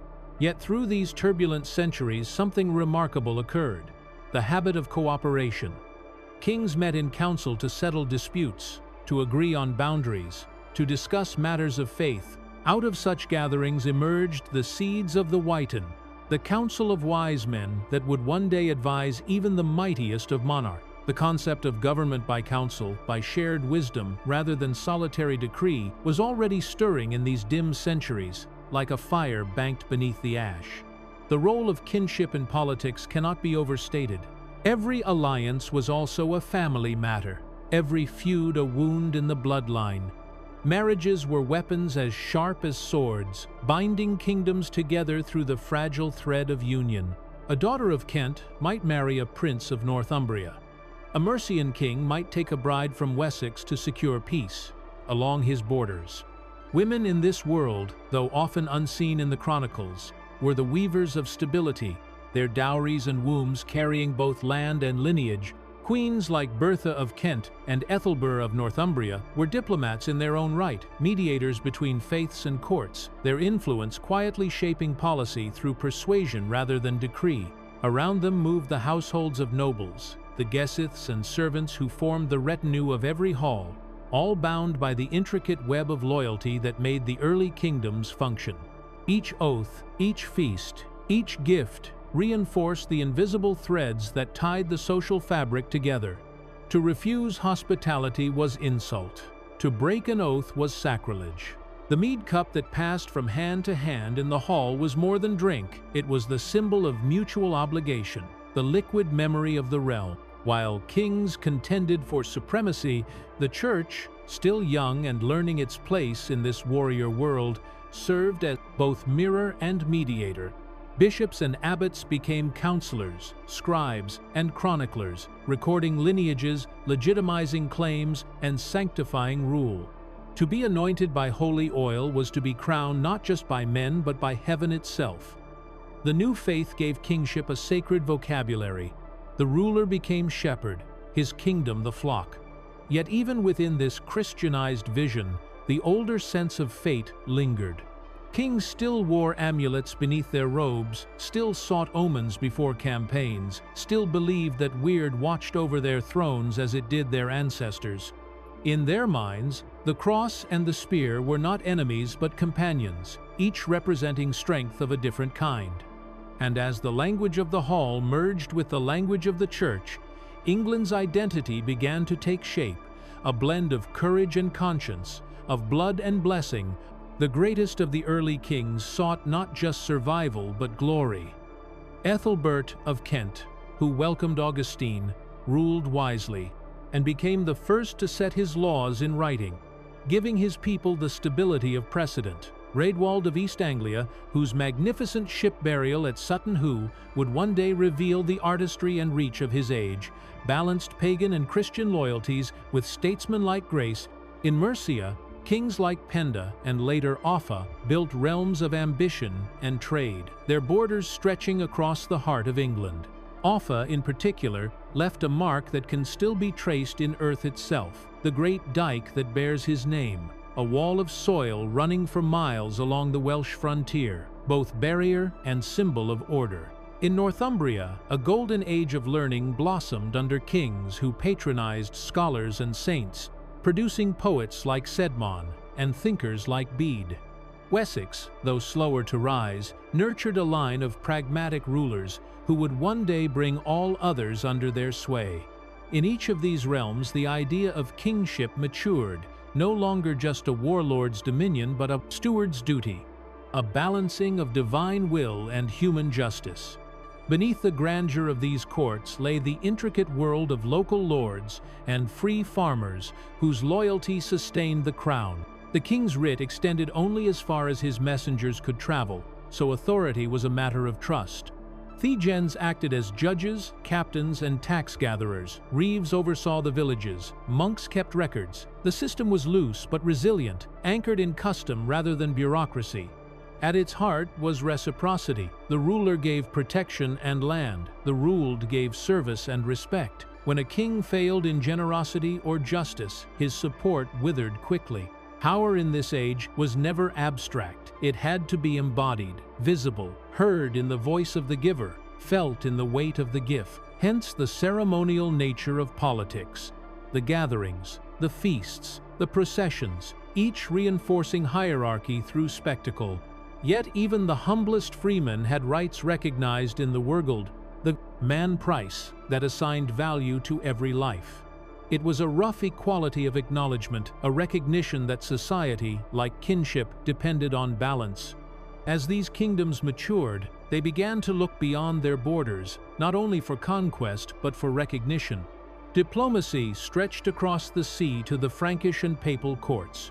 Marriages linked England to Europe, gifts of cloth and relics traveled in both directions. A Kentish coin might be found in a Frankish marketplace. A Northumbrian monk might study in Gaul. Slowly, the island rejoined the wider world, bringing with it a unique blend of northern vigor and Latin learning. In time, even the rivalries between the Heptarchy's kings would forge the sense of shared identity that had eluded them under Rome. They began to think of themselves, tentatively, as one people Englisk, the men of Angle's land. The tongue they spoke, shaped from many dialects, carried that name forward, uniting tribes in sound before politics could unite them in law. Through it all, the cycles of kinship continued, the births and deaths, the alliances and betrayals, the long lines of descent, carefully preserved by monks in illuminated genealogies that reached back to the gods. Blood remained both bond and burden. To be born royal was to carry the weight of expectation and the constant threat of envy. Assassinations, exiles, and usurpations were frequent. A crown was as likely to be taken by the sword as inherited by the cradle. Yet each crisis refined the art of succession, teaching rulers that legitimacy lay not only in lineage, but in consent. The Wighton would sometimes elect a capable cousin over a foolish son, preferring strength to sentiment. In such decisions, the English genius for compromise, the seed of its later political balance, first appeared. Kings learned to rule with counsel, and counsel learned to speak truth to kings. This mutual dependence, fragile yet enduring, would one day evolve into parliament, but its roots were here. In smoky halls where the voices of elders mingled with the cries of hounds and the flicker of firelight on shield and cup. The age of kinship politics was also an age of legend. Poets sang of kings whose deeds blurred into myth, of shield-borne founders like Scyld Skeffing, of dragon slayers, of sea-voyaging heroes who embodied both the pride and the peril of ambition. These tales were not mere entertainment. They were moral mirrors, teaching what it meant to rule, to serve, to die well. A king who listened to such songs learned that his fame, like his body, would one day perish. But his name could live in the mouths of men if he ruled with wisdom and courage. In that belief lay the quiet spirituality of the Anglo-Saxon world, that deeds, not wealth, gave meaning, that memory, not marble, was immortality. As centuries turned, the landscape of power shifted yet again. Mercia's strength waned, Wessex ascended, and a new generation of rulers began to dream of uniting the fractious kingdoms into one. The bloodlines that had once competed would merge. The kinships that had once divided would intertwine. But before that unification could come, storms from across the sea would return the Viking ships, the fire of plunder and fear, and the island would be tested once more. For now, in the late 8th century, England stood balanced between fragmentation and unity, between tribal memory and national destiny. Its kings feasted and prayed, its poets sang, its people tilled the soil and whispered of fate. The web of kinship, woven through love and loss, held firm beneath the weight of history, waiting for the moment when one family's courage would bind all the rest. Learning and law, monks, manuscripts, and the birth of English. When the first dawn of learning returned to the island, it came not with the roar of armies or the glitter of crowns, but with the scratch of a quill on parchment and the slow murmur of voices chanting in candlelight. Out of the wooden halls where kings feasted and warriors sang arose a quieter revolution. The rebirth of the written word, the taming of speech into letters that could endure when the singer was gone. The monasteries, those clusters of stone and timber rising beside rivers or along lonely coasts, became the new fortresses of England, not of war but of wisdom. In them, monks labored from dawn until dusk, shaping ink from oak gall, cutting quills from goose feathers, stretching calfskin into vellum smooth as the palm of a child. Upon that pale surface they traced Latin prayers, laws, and histories, their black letters marching like processions of patience across the page. Each manuscript was a world unto itself, a harvest of words gathered for future generations. And from these scriptoria flowed the knowledge that would turn a patchwork of kingdoms into a civilization. The art of writing had existed in Roman Britain, but with Rome's fall it had nearly vanished. Now it was reborn in monasteries, like Canterbury, Wearmouth, and Jarrow, where men of faith and intellect worked in silence broken only by the rhythm of prayer. To them, to write was to serve both God and posterity. They copied the Gospels, the Psalms, the lives of saints, and slowly, daringly, their own histories. Among them was a monk called Bede, who would become the gentle chronicler of his age, recording the story of England from Caesar's landing to his own time so that memory might not fade again into the mist. Learning in this age was not confined to theology. It embraced the order of the world. Monks studied the movements of the stars to calculate Easter, the cycles of tides to guide travelers, the healing properties of herbs to care for the sick. They built libraries where scrolls from Ireland, Gaul, and Rome sat beside Anglo-Saxon verse, blending North and South, pagan memory and Christian vision. Within their walls, art and science walked hand in hand. Illuminated manuscripts, such as the Lindisfarne Gospels, shone with gold and lapis, their swirling patterns echoing both Celtic knotwork and Roman discipline, a marriage of chaos and clarity that mirrored the soul of the island itself. When one opens such a page, even now, it feels alive. The delicate strokes breathe. The letters seem to sing. To the monks who made them, beauty was a form of prayer. Each initial letter, each interlace, was an offering, a way to express reverence through craftsmanship. And from that union of devotion and discipline emerged the first great art of the English world.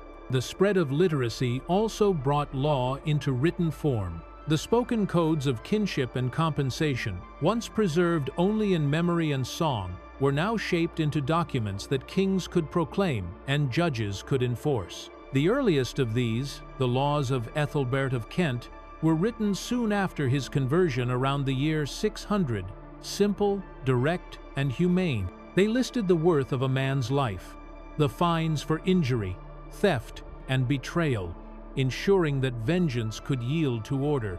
Though they may seem crude to modern eyes, they were the foundation of a system that prized equity over chaos.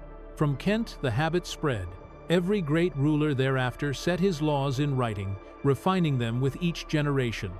In these codes lay the first outlines of what would one day become common law, the belief that justice is not a gift of rulers, but the right of the ruled. And just as the monks guarded the soul of the nation, so the lawmakers guarded its conscience. Together, they built a moral architecture that would outlast both abbeys and empires. Education followed naturally from faith and law. Each monastery became a school, teaching not only Latin but the rhythms of thought. Boys from noble families were sent to learn grammar, rhetoric, and scripture, their first lessons sung in chant so that memory could hold them. The sound of young voices reciting psalms filled the cloisters like birdsong at dawn. Through them, literacy spread from cloister to court. Kings began to keep clerks who could read their charters and correspond with other realms. Queens corresponded with abbesses across the sea. The written word became a bridge between isolation and connection, transforming how power itself was exercised. With writing came continuity, for records outlived their makers. A promise once written could no longer be denied. A law once proclaimed could be remembered beyond the lifespan of a ruler. In parchment and ink, the fragile trust of civilization found permanence. But perhaps the most quietly miraculous transformation of this age was linguistic, the birth of English as a written tongue. For centuries, Latin had been the language of scripture and scholarship, while the people spoke the many dialects of the Angles, Saxons, and Jutes. Gradually, however, these dialects blended through trade, travel, and song into a common speech, rich and flexible. Monks and poets began to see that the words of the hearth and hall were no less worthy of writing than those of the altar. In monasteries and courts alike, scribes began to record laws, charters, and poems in the native tongue. The result was a flowering of literature that still glows across the centuries. Laments like The Wanderer, wisdom poems like The Seafarer, and heroic epics such as Beowulf, where courage and fate, faith and loss, were woven together with a mastery that rivaled anything of Rome or Greece. The rhythms of Old English, with its alliteration and pauses, carried the heartbeat of the people, the steady, enduring cadence of farmers, sailors, and warriors, whose world was both perilous and profound. In their poetry, one hears the sound of the North Sea winds, the ring of the blacksmith's hammer, the hush of prayer at twilight. Out of those sounds arose the soul of a language that would one day carry Shakespeare's sonnets and Milton's hymns. Learning and law also reshaped kingship itself. A literate court could govern more effectively, correspond more widely, and preserve its legacy more securely. Kings began to see themselves as part of a divine order of justice, rather than merely the strongest of warriors. The writing of charters and grants turned generosity into record, transforming gift into policy. Through words, power became visible. Through words, it could also be held to account. Monks served as secretaries, chroniclers, and advisors, blending sacred duty with civic responsibility. The pen, once a tool of faith, became an instrument of governance. In this way, England's first bureaucracy was born not of conquest, but of contemplation. From these modest beginnings would one day grow the chancery rolls, the courts of record, and the written heritage of a literate state. The intellectual spirit of the age found its heart in Northumbria, where monasteries like Jarrow and Wearmouth shone as beacons of scholarship. There, under the protection of kings who valued learning, monks collected manuscripts from across Europe, creating libraries that rivaled any on the continent. They studied not only theology, but history, astronomy, and natural philosophy. Out of this northern light came Bede's ecclesiastical history of the English people, completed in 731, a work that would secure him the title Father of English History. Bede's chronicle was more than a record of kings and bishops. It was an act of national self-awareness. For the first time, the scattered peoples of the island were described as one, gens Anglorum, the English race. In his pages, the island had a story, a beginning, and a purpose. His prose, clear and gentle, reflected the calm order of the monastery, yet beneath it pulsed a deep understanding of human frailty. Bede saw history not as vanity, but as memory in service of faith, a reminder that even the smallest life participates in the unfolding of divine providence. When he died, dictating the final lines of a translation of St. John's Gospel, his students wept, not only for a teacher but for the passing of an age of harmony between intellect and devotion. The monks who followed in his path carried his spirit across the land, from Northumbria to Mercia, from Wessex to East Anglia. Schools and scriptoria multiplied. The island, once isolated, became a crossroads of culture. Pilgrims traveled to Rome. Scholars journeyed to Ireland. Relics and manuscripts moved along the same routes that had once borne weapons. Even as Viking shadows began to appear on the northern horizon, the intellectual light of England burned bright. Its teachers influenced Europe itself. Alcuin of York, a scholar from Bede's lineage, would go on to serve at the court of Charlemagne, guiding the Carolingian Renaissance and ensuring that the seeds of English learning took root across the continent. Through him and others, England repaid the gift of faith it had once received, sending wisdom outward as it had once imported it. Law, meanwhile, matured alongside learning. Kings codified their realm's customs, blending Christian ethics with traditional justice. The concept of sanctuary, drawn from sacred precedent, offered refuge to the persecuted. The tithe system organized support for the poor. Written wills appeared, allowing individuals to distribute property with intention rather than leaving it to chance or quarrel. The very act of writing down one's desires was a statement of selfhood, It affirmed that a person's voice could extend beyond death. Such documents, preserved in the archives of monasteries, reveal the ordinary souls of the age: the farmer donating a plot to the church, the widow granting land for the sake of her husband's soul, the freed slave recording gratitude to his lord. In their faded ink, one glimpses the quiet democracy of faith: all souls equal before God, all memories deserving of preservation. As centuries turned, the rhythm of monastery and court intertwined until learning itself became a form of governance. The trained clerks who emerged from monastic schools served as judges, scribes, and envoys. Their ability to write and reason gave them power second only to the king's sword, yet their loyalty was to truth more than to throne. In their hands, England developed its first identity not just as a collection of warriors, but as a community of words. The pen became the thread, stitching together the island's divided realms, and through those threads ran a language no longer purely Latin, not yet the English of Chaucer, but something living, growing, a bridge between worlds. If one could step into a monastery of that age, one would find peace like the still surface of a pond. The scent of beeswax and vellum fills the air. Lamps flicker along cloisters. The steady hum of chanting rises and falls like breath. In a small cell, a monk bends over his desk, the scratch of his quill a whisper of eternity. Outside, the fields stretch golden under a low sun, and from a distant village drifts the sound of a plowman singing in the same tongue that the monk is slowly shaping into scripture. Between them, laborer and scholar, earth and spirit, lies no barrier, only continuity. Both are part of the same creation, both servants of the same unseen harmony, and as night gathers, the bell tolls for Compline, calling the community to prayer. The chant begins again, echoing against stone, rising into darkness, carrying with it the knowledge that words endure when flesh fails. It is in this moment that the story of England becomes more than battle and blood. It becomes a conversation across time, a dialogue between mind and memory. Out of ink and prayer, field and song, the English people were writing themselves into being.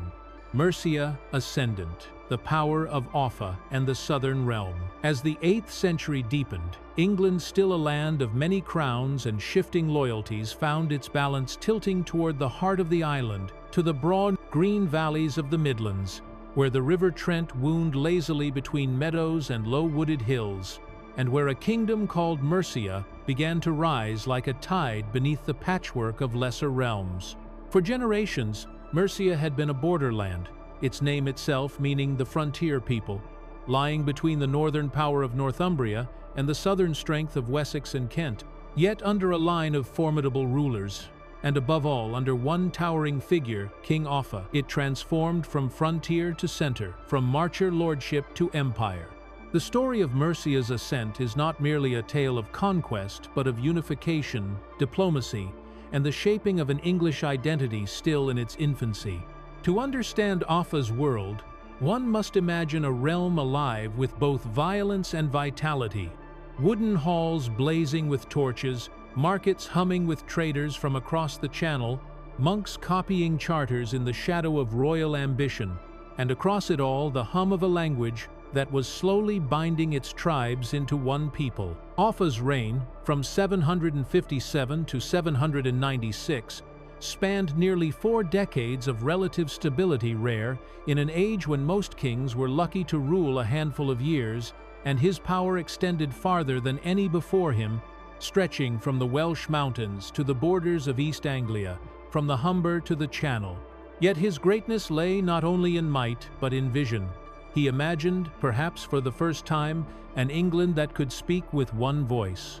Offa did not inherit peace, he seized it. His rise began amid civil war, when rival Mercian nobles fought for succession after the death of King Ethelbald. Offa, of royal blood but not direct heir, emerged through shrewd alliances and decisive victories, restoring order where chaos had reigned. Once secure upon his throne, he set about transforming his realm with a mix of strength, law, and faith. His court, centered at Tamworth, became a hub of administration and ceremony.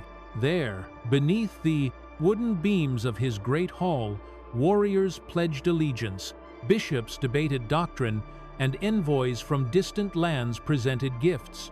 Offa was both warlord and statesman, as comfortable leading armies as he was corresponding with Charlemagne, the Frankish emperor across the sea. Indeed, their letters, some preserved even now, show two rulers of equal stature, negotiating marriages, trade, and the delicate dance of diplomacy. Charlemagne once addressed him as brother, a title few outside the continent ever earned. Yet between them lay rivalry too. When English merchants were taxed or mistreated in Frankish ports, Offa closed his own harbors in retaliation.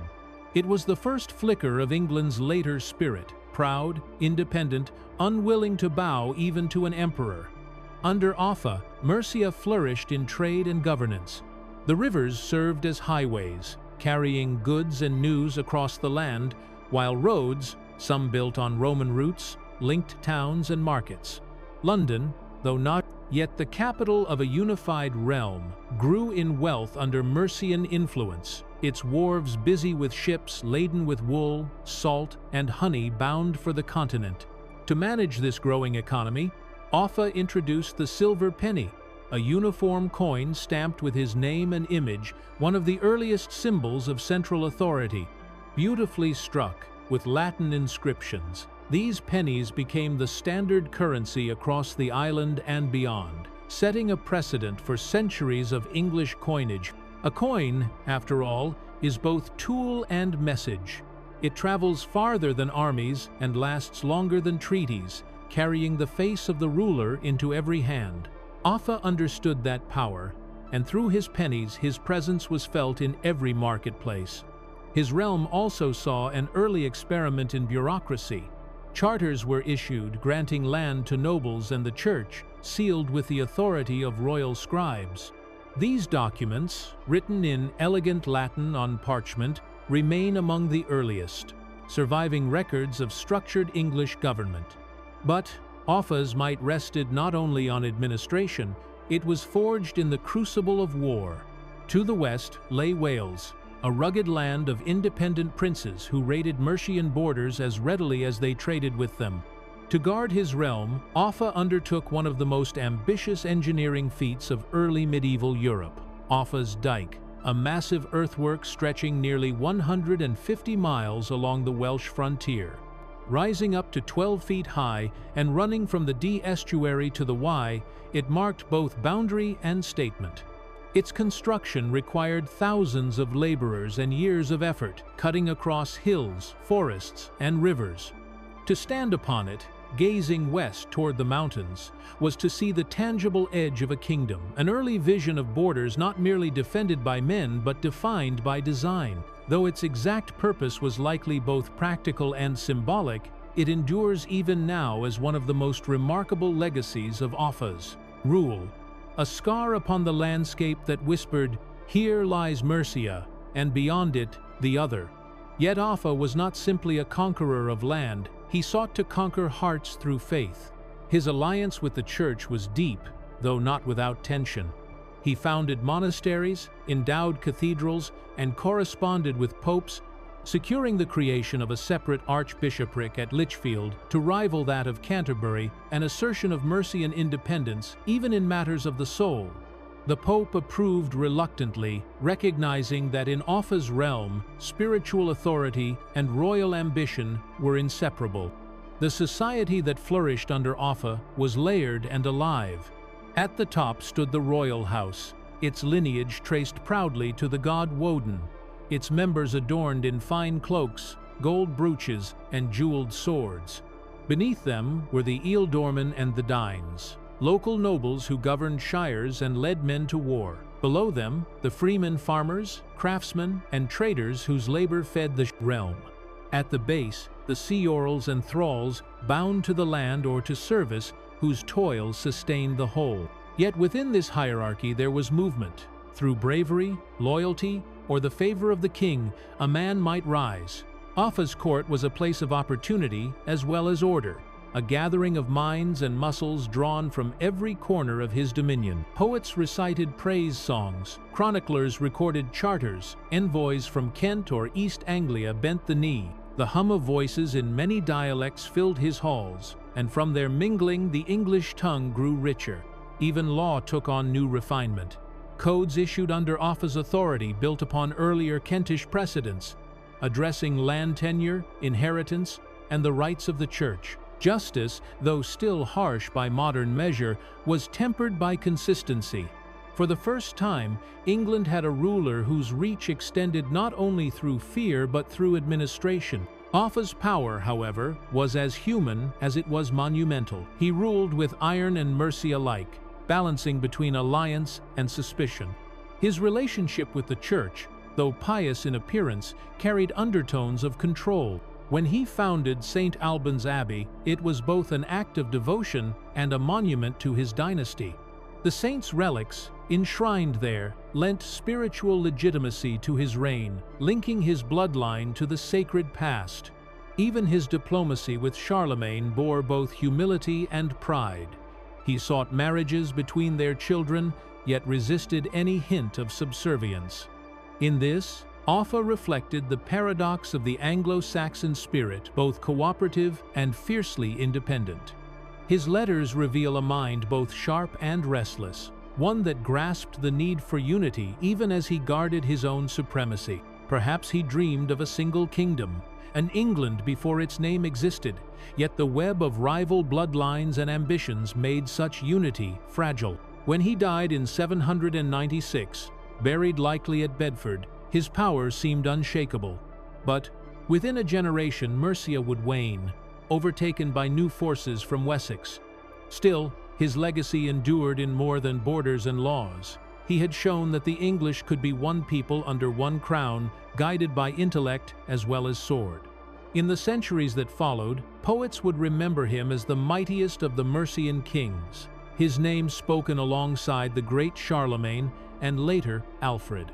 Archaeologists, long after his world had turned to soil, would uncover his coins, his dikes, and the echoes of his charters, each whispering of a moment when England's heart beat strongest in the center of its land. Yet, beyond power and politics, there was a deeper change unfolding in Offa's age. The slow knitting together of faith and governance, of word and will. His correspondence with foreign courts helped establish England as a recognized participant in European affairs. His minting of coins and building of dike shaped both commerce and geography. His patronage of monasteries preserved learning through turbulent times. In his reign, the island glimpsed what it might become, a kingdom of law, language, and faith intertwined. To imagine his world is to see an England both ancient and familiar. Markets bustling beneath timber arcades, blacksmiths hammering coins beside forges, monks crossing dew-covered fields with baskets of parchment, and across the horizon, the great earthen wall stretching toward the mountains. The air smells of wood smoke and wet soil. The sound of distant bells marks the hours of prayer. A merchant from Francia arrives, bearing fine wine. A Welsh bard sings at the border. A farmer plows near the dike, his oxen's breath steaming in the chill morning. All are part of the same living fabric. Offa sought to hold together, one woven from ambition and endurance, from the hum of human hands building what they do not yet know will last. When night falls, the king sits by firelight with his counselors, the hall thick with the scent of mead and pine resin. A poet stands, lifts his voice, and praises the realm. Its rivers, its warriors, its fields, its faith. The king listens, eyes half closed, knowing that songs are as powerful as swords. Perhaps, as the night deepens and the wind moves softly beyond the walls, he dreams of the generations to come, of an England united beyond his lifetime, and somewhere beyond the horizon, unseen in the starlit dark, the seeds of that dream begin to take root. The age of Alfred, Wessex resists the storm. When the 9th century unfolded, England once more trembled beneath darkening skies. The golden steadiness of Offa's Mercia had faded into division. and from across the cold northern seas came a sound that chilled every heart, the harsh cry of horns and oars cutting through the surf, the song of the Vikings, seafarers from Norway and Denmark who descended upon the coasts like a living storm. They came not as pilgrims or traders, though they could be both, but as warriors, men of fierce courage and boundless hunger. For decades they had raided monasteries and villages, striking swift and vanishing like shadows. But by the mid-9th century, the raids had changed in nature. The Northmen no longer sought only plunder, but lands, fields to till, kingdoms to claim. And so, in 865, a host known in chronicles as the Great Heathen Army landed in East Anglia, vast beyond measure, its sails black with pitch, its shields bright with strange beasts. They were led by men whose names still carry the chill of legend: Ivar the Boneless, Halfdan, Ubba, sons of Ragnar Lodbrok, the mythical Viking hero. From East Anglia they moved north and west, seizing cities, toppling kings, turning once bright kingdoms into ashes. Northumbria fell, Mercia bowed, East Anglia vanished in fire. By the 872, only Wessex, the southern kingdom of the West Saxons, still stood free, and even it was on the brink of ruin. Its young king, Alfred, the fifth son of Ethelwulf, had not been destined to rule, yet destiny often finds those who do not seek it. Alfred was born in 849 inches, Wantage, a child of pious mind and restless spirit. As a boy, he had traveled to Rome, where the Pope himself blessed him, and the memory of that journey of marble, order, and faith never left him. He loved learning, poetry, and the quiet wisdom of books, yet the age into which he was thrown left little room for peace. When his elder brothers died one after another in battle against the Danes, the crown came to him in 871, amid smoke and despair. The Vikings had already overrun much of the land. Their fleets filled the rivers, their warriors built fortresses across the countryside. Alfred inherited not a kingdom, but a battlefield. Yet he met the storm not with panic, but with patience. He fought when he could, negotiated when he must, and when fortune turned against him, he waited. His first years were grim, a ceaseless struggle of retreat and regrouping. Wessex's armies were weary, their morale frayed. Even after small victories at Ashdown and Wilton, the Danes returned in force, led by Guthrum, a warlord both cunning and relentless. By the winter of 878, the enemy had struck deep into Alfred's realm. His court scattered, his army shattered. The king himself fled into the marshes of Athelney, a damp island of reeds and mist in the Somerset levels. There, surrounded by water and uncertainty, Alfred lived as an exile, hiding among peasants, hunted and forgotten. Yet it was there, in the lowest valley of defeat, that his legend was forged. The tales say that during this time of hiding, he sought shelter in a swineherd's hut, disguised as a beggar. One day, while the woman of the house baked cakes on the hearth, she left Alfred to watch them, not knowing who he was. Lost in thought, weighing the fate of his people, he let them burn, and when she returned, she scolded him soundly. The story, half parable, half truth, survives because it captures the humility of the man, a king who could endure rebuke from a peasant woman and learn from it. Out of that humiliation grew resolve. In the marshes, Alfred built not despair but determination. He called loyal men to him, sent messages across the shires, and slowly gathered the remnants of his people. When spring came, so did his moment. He emerged from the wetlands like dawn after a long night, his banners rising once more. The decisive battle came at Edington, where Alfred met Guthrum's army in fierce combat. Against all odds, the Saxons prevailed. Guthrum, defeated and surrounded, sought peace. Alfred agreed, but on one condition: the Danish leader must accept baptism. And so, in an act both political and spiritual, the Viking warlord knelt before the font, Alfred himself standing as his godfather. It was more than a truce, it was transformation. The Treaty of Wedmore followed, dividing the island between Wessex and the Danelaw, the great Danish territory in the east. The line between them, though drawn in ink, ran also through hearts, one side rooted in the Christian and English tradition, the other in Norse law and custom. Yet Alfred did not see the treaty as surrender.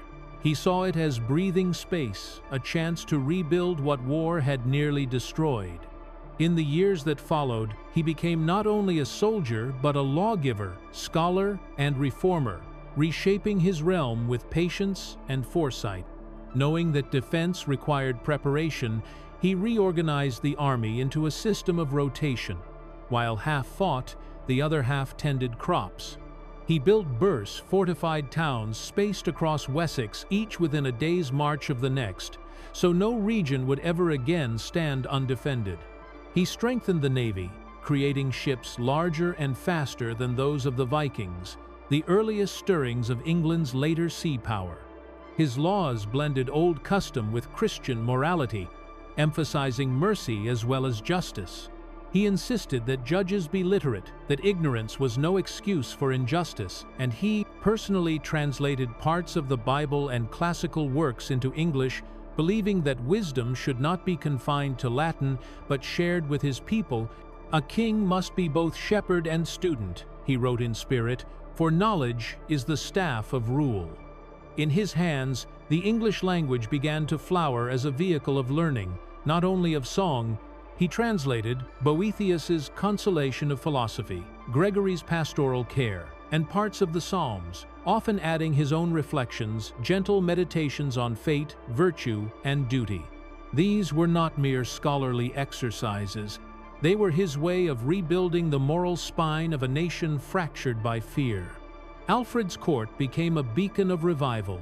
He invited scholars from Mercia, Wales, and the continent to teach, among them the learned Asser from South Wales, who would one day write the king's life, preserving his deeds for all time.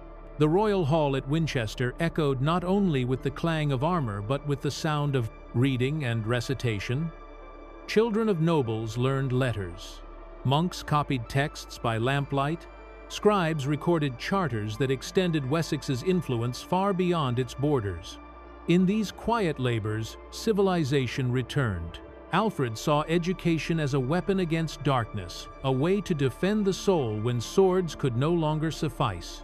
His motto might well have been, "To defend by learning as by shield." He believed ignorance was as dangerous as invasion, and that a people who could not remember or reason would soon lose both freedom and faith. Thus, the age of Alfred was an age of rebuilding of towns, of schools, of the very idea of England. Yet Alfred's genius lay not only in what he built, but in what he inspired. He did not seek glory for himself, but endurance for his people. His rule gave birth to a vision of unity that would outlive him. Through careful diplomacy, he knit Mercia once more into alliance with Wessex, marrying his daughter Ethelfled to the Mercian lord, Ethelred, thereby extending southern influence into the heart of the island. While his son Edward was trained as heir, his daughters were educated as rulers and patrons of monasteries, ensuring that Alfred's legacy of wisdom would run in both male and female lines. Even as he aged, his curiosity never dimmed. He corresponded with foreign bishops, sent envoys to Rome, and even to the distant court of the Indians, seeking knowledge of lands far beyond his own. In him burned the restless mind of a philosopher king, a rare light in a turbulent age. When he died in 899, mourned by both Saxon and Dane, he left behind a kingdom not yet unified, but unbreakable. His tomb was placed at Winchester, his capital, though its exact resting place would vanish in centuries to come, as if the earth itself had absorbed his memory. The world he left was stronger for his patience. His reforms endured. The burhs grew into thriving towns, the laws into lasting principles, the learning into lineage. His children and grandchildren would carry forward his vision, turning Wessex's resilience into England's birth. To later generations, he would be called Alfred the Great, a title no other English ruler would bear, for greatness was not his ambition but the reflection of his character. The chroniclers, writing long after his death, spoke of him as a man who understood what was just and strove always toward peace. Even his enemies, the Danes, respected him, for he had met them not only with sword but with soul. Through him, England survived its darkest hour and found its identity. To picture his age is to feel both fire and quiet strength. The clatter of blacksmiths forging spears, the hum of monks chanting in wooden churches, the laughter of children in burst streets where once there had been ash. The land that had trembled beneath the Vikings began to breathe again. Across the Danelaw, even Norse settlers slowly adopted the ways of their new home, tilling fields, building churches, marrying Saxon wives. The rivers that once carried longships now bore trade and friendship. The boundaries Alfred drew in ink became bridges of culture, blending Norse vigor with English steadiness. Out of conflict came fusion, out of survival, identity. And so, in the quiet of evening, when the lamps burned low and the bells of Winchester tolled, one might imagine Alfred sitting beside the fire, reading softly from a book, the flicker of flame catching the silver of his hair. Around him, the world he had saved settled into uneasy peace. The wind outside whispered through the oak, the stars glimmered above the thatch, and somewhere in the dark, a night watchman called out the hour. The king closed his eyes for a moment, listening not to the threats of war, but to the steady breathing of his people, the pulse of a nation that would endure. It was the sound of England becoming itself. The great heathen army, Vikings and the battle for England. The memory of the great heathen army still lingers in the English imagination, like the echo of thunder, long after the storm has passed. For it was more than a band of raiders. It was a tide that reshaped the land, a migration of warriors, families, and kings who came not only to plunder, but to stay. For nearly 2 centuries before its arrival, the coasts of Britain had lived in uneasy rhythm with the sea, watching each summer for the longships that might rise suddenly over the horizon. The first raids had been small and swift monasteries struck like lambs in the night, their bells silenced, their relics scattered, their monks carried off to slavery. The most famous of those early attacks had come in 793 at Lindisfarne, the holy island off Northumbria's coast, where the sea turned red and the world seemed to end. But those raids, terrible as they were, had been like sparks before the fire. The true inferno began in 865, when a fleet so vast it seemed to fill the horizon landed on the east coast of England. To the terrified chroniclers who watched it, it was the great heathen army, led by men whose names still carry the chill of saga: Ivar the Boneless, Halfdan Ragnarsson, and Ubba, sons of the legendary Ragnar Lodbrok, whose death at the hands of a Northumbrian king had supposedly called his sons to vengeance. Whether that legend is truth or myth matters little. In the hearts of those who faced them, the sons of Ragnar were vengeance made flesh. They brought with them not only swords and axes, but ships, wives, and children. They came to settle as much as to conquer, and the slow rhythm of the Anglo-Saxon kingdoms was about to break forever. Their first target was East Anglia, a modest realm of fertile fields and open skies. Its king, Edmund, knowing he could not resist, made peace by giving horses and supplies, hoping to divert the storm northward. It was a decision of survival, and for a time it worked. The Danes marched into Northumbria, where civil war had weakened the land. Within months, they captured York, turning it into their stronghold, a fortress of timber and earth from which their black banners flew. There they slew both rival kings of Northumbria and began to carve out territory, their ships crowding the river Ouse, their smiths forging new weapons from the melted bells of churches. From York, they turned south toward Mercia, ravaging fields, burning monasteries, enslaving men and women alike. The chronicles, written by trembling monks, speak of the destruction with awe rather than anger. Never before had such terror appeared in Britain. By 870 they returned to East Anglia, where Edmund, the king who had once bought peace, now refused to renounce his faith. Captured after battle, he was bound to a tree, beaten with clubs, and shot with arrows until he looked like a hedgehog before being beheaded. His death, cruel and defiant, made him a saint, the first English royal martyr of the Viking Age, and his shrine at Bury St. Edmunds would one day rise as a symbol of resistance against the darkness. Yet, in these years of fire and blood, not all was destruction. The Vikings brought with them their own order, their own strange sense of law and artistry. To the people who survived their conquest, they were at once demons and neighbors, men who slaughtered priests but also traded furs, amber, and silver. In the captured towns, they established winter camps, or long forts, where ships were drawn up on land, fortifications built, and local people forced to supply food and labor. Over time, these camps grew into permanent settlements: York, Lincoln, Derby, Leicester, and Nottingham, the 5 boroughs of the later Danelaw. Their craftsmen shaped intricate jewelry, their traders revived commerce, their smiths introduced new designs of sword and plow. They blended with the native population through marriage, and their Norse words slipped quietly into the English tongue, words like sky, law, egg, window, and knife. Even amid conquest, culture cross-pollinated, and out of violence came mingling.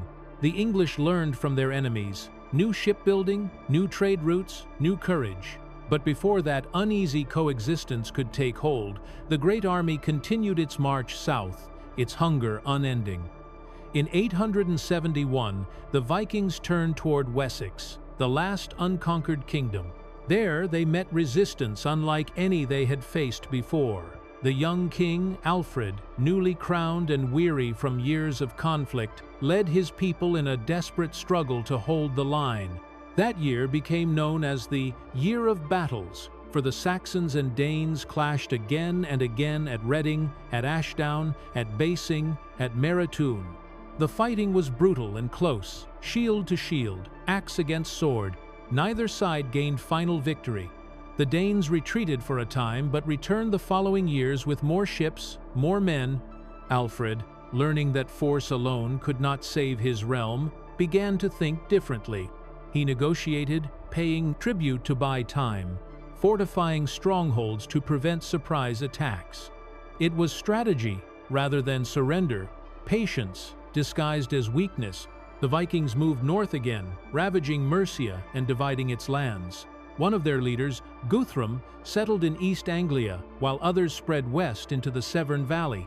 The Great Army, once united, began to fragment, some seeking plunder, others seeking peace. The brothers who had led it drifted apart. Halfdan north to carve out Northumbria as his own, Ivar disappearing into legend, his name fading like mist. But the consequences of their invasion endured. The political map of England was remade. The ancient kingdoms of East Anglia and Northumbria vanished as independent powers. Mercia was reduced to a shadow. Only Wessex remained, and in its survival lay the future of all. After Alfred's victory at Edington, the Great Army fractured further. Many of its warriors, now landowners in the Danelaw, exchanged sword for plough. Others returned across the sea, carrying English, silver, and slaves to Denmark. Yet raids never truly ceased. Smaller fleets continued to strike coastal monasteries and towns, testing the defenses of the Saxons. In response, Alfred's system of burhs, fortified towns linked by roads and manned by local militias, proved decisive. These strongholds offered refuge for the people and bases for counterattack. Each burh had measured walls, gates, and markets. Within them, the seeds of urban England were sown. It was a quiet miracle born from war. In time, as generations passed, the descendants of Viking settlers in the Danelaw grew less foreign. They adopted the Christian faith, spoke the English tongue, and followed English kings. The very men who had once burned monasteries now endowed them. By the early 10th century, under Alfred's son Edward the Elder and daughter Ethelfled, Lady of the Mercians, the burhs advanced northward, reclaiming towns one by one. The Danelaw began to shrink, not through massacre, but through absorption. The two peoples, once enemies, were becoming one. Still, the memory of the Great Army haunted the land. The charred ruins of abbeys like Crowland and Ely stood as silent memorials to its passing. Ballads spoke of heroes who had fallen resisting it, saints who had died beneath its swords. In the monasteries that survived, monks wrote with trembling hands of the pagan scourge that had descended like wolves from the sea. Yet in their sorrow they also glimpsed providence. Perhaps, they thought, the invasions were a divine test, a fire through which the English people would be purified and united. In a strange way, they were right. Without the crucible of the Viking wars, the dream of a single English kingdom might never have come to life. The great heathen army, meant to destroy, became the unintentional midwife of unity. Its terror forced the scattered realms to cooperate. Its victories taught them resilience, and its legacy carved into them a shared identity.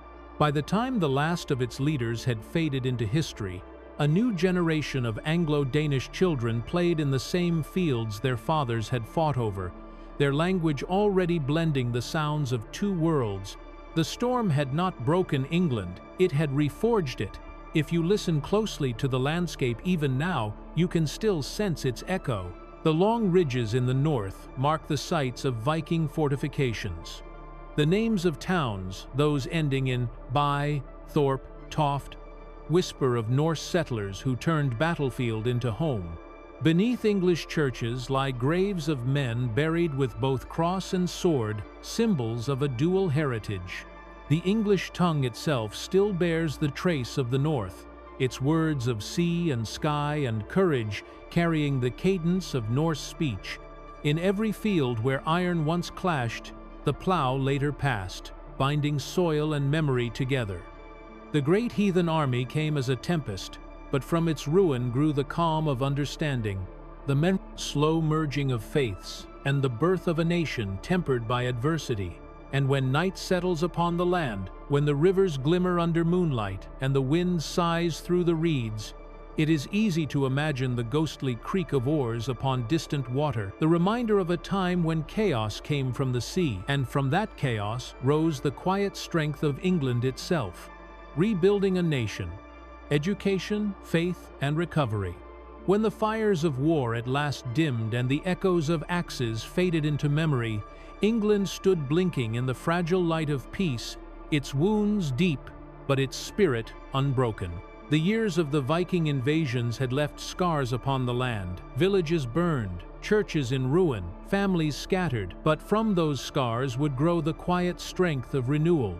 The great task that followed was not conquest but reconstruction, not victory but understanding. To rebuild a nation, Alfred and his successors knew one must first rebuild the mind and the soul.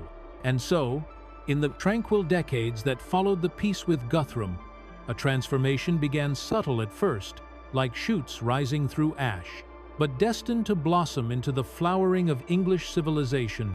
Across the countryside, the burghs that Alfred had built as fortresses began to hum with trade and life. Markets reopened, craftsmen returned, and laughter once again filled the courtyards where soldiers had once stood watch. The people tilled their fields with cautious optimism, the rhythm of plow and prayer replacing the clash of battle. In monasteries that had survived or been rebuilt, bells tolled anew, summoning the faithful to matins as sunlight streamed through narrow windows. The land, long silent, began to sing again. Yet this was not a return to the world that had been before. The English who emerged from the crucible of invasion were different, harder, wiser, more united by shared ordeal. The boundaries between Saxon and Dane began to blur. In the Danelaw towns, Norse settlers, who had once come as conquerors, now lived as neighbors, trading with the very people they had fought, their children speaking a mingled tongue that carried both heritages. Churches rose beside halls that had once been pagan, and crosses stood where Thor's hammers had been carved. Conversions spread less by sermon than by custom. A child baptized here, a marriage blessed there, until the gods of the Old North faded into story, and the cross stood alone beneath the English sky.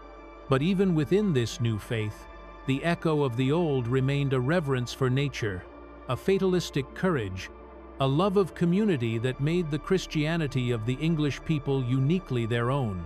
It was not the austere, abstract faith of scholars, but a homely, earth-rooted spirituality, tender and practical, filled with gratitude for the turning seasons and the endurance of family and field.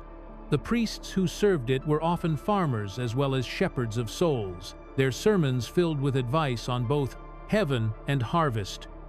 Faith had become part of daily life, not a power apart from it. The revival of education was perhaps the truest miracle of this age.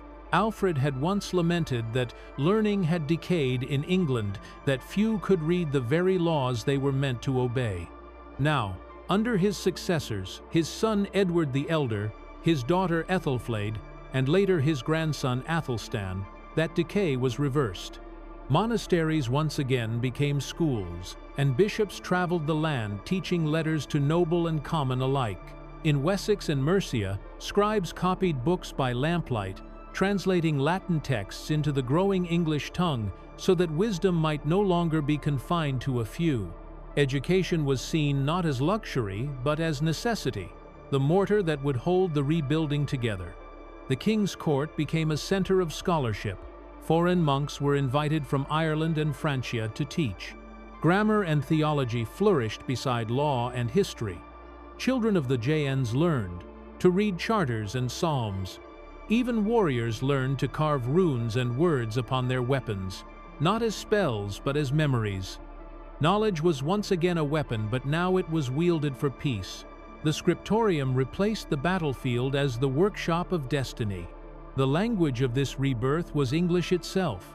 Once divided into dialects, it now began to merge into a single living speech, flexible enough to carry poetry and prayer alike.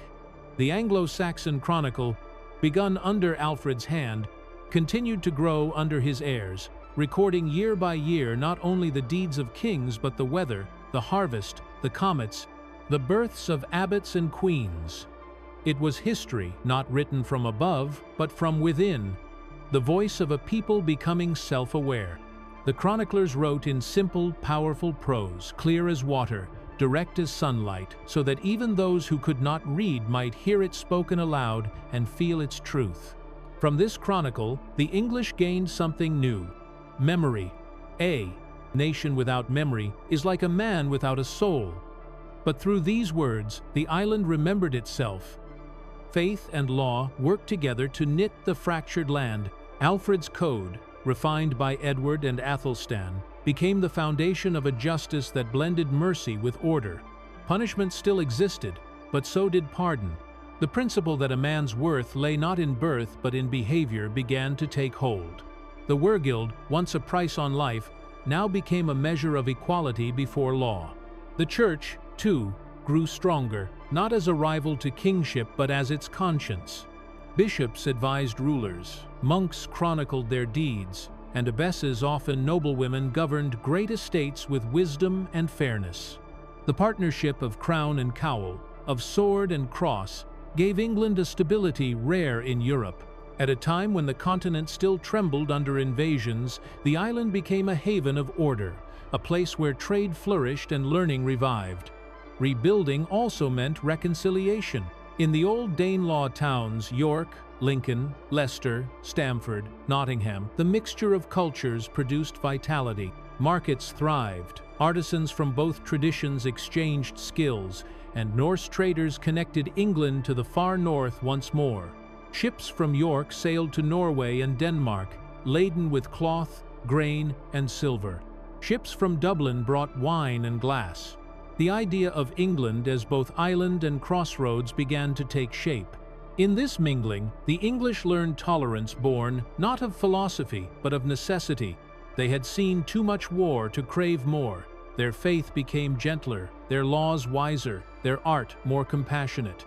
Even the carvings on stone crosses blended imagery of both worlds: Christ as warrior, saints entwined with dragons, vines curling like the interlace of Old Norse art. Out of conflict had come beauty, and beauty became their healing. Monasteries led the way in this renewal. The great houses at Glastonbury, Winchester, and Abingdon grew into centers of charity and learning, feeding the poor, caring for the sick, and copying books that would otherwise have perished. The monks lived by the rhythm of prayer matins before dawn, vespers at dusk, and their chants, rising through the still air, became the heartbeat of the nation's peace. Each abbey was both refuge and beacon. Pilgrims traveled from afar to venerate relics of saints like Cuthbert, Edmund, and Swithin. Their journeys revived old roads, linking regions once divided by war. Hospitality became sacred again. Every traveler fed, every stranger welcomed. The monasteries stood as reminders that civilization is not built on power but on compassion, not on conquest but on care. Amid this peace, art and craft flourished. Goldsmiths adorned altars with intricate filigree. Illuminators painted manuscripts with pigments ground from lapis and saffron. Stone masons carved archways that seemed to breathe. The same hands that had once built fortresses now raised churches, their walls echoing with harmony instead of command. Music, too, returned: the soft harp in the hall, the psaltery in the choir, the chant that soothed both king and monk alike. The English imagination, once consumed by war, turned inward toward wonder. In their poetry, we find not boasting but reflection. Songs of exile and homecoming, of transience and faith, of the earth's beauty as mirror of heaven's promise. The nation was learning to dream again. Still, the memory of struggle never vanished. Each generation told stories of Alfred's courage, of Edmund's martyrdom, of nameless farmers who took up arms to defend their homes. These tales were not merely legends, they were the moral fabric of recovery. They reminded the English that peace is precious because it is fragile, that freedom must be guarded not only by sword but by wisdom. And so, as the 10th century dawned, the people of England, now more truly one than ever before, found themselves poised between remembrance and renewal. They were no longer merely the heirs of Rome or the children of Woden, nor even the subjects of scattered kings. They were the builders of something new, a Christian nation rooted in law, tempered by learning, and bound together by the shared rhythm of faith. At twilight, when the fields lay golden and the bells of the abbey drifted across the air, one could sense the deep calm that had settled over the land. Smoke rose gently from hearths. Children recited prayers their grandfathers had never known. Old men who had once fought under Alfred's banner now sat in peace, watching grandchildren play where long ships had once burned. The scars of war were still visible on the stones of churches, in the memories of elders, but they had become part of the landscape, like the ridges of plowed fields, reminders of endurance, not despair. And if you listened closely, beneath the silence of evening, you might hear the whisper of quills in a monastery scriptorium, the turning of pages, the faint murmur of Latin blended with English, preserving the memory of a people who had learned to begin again.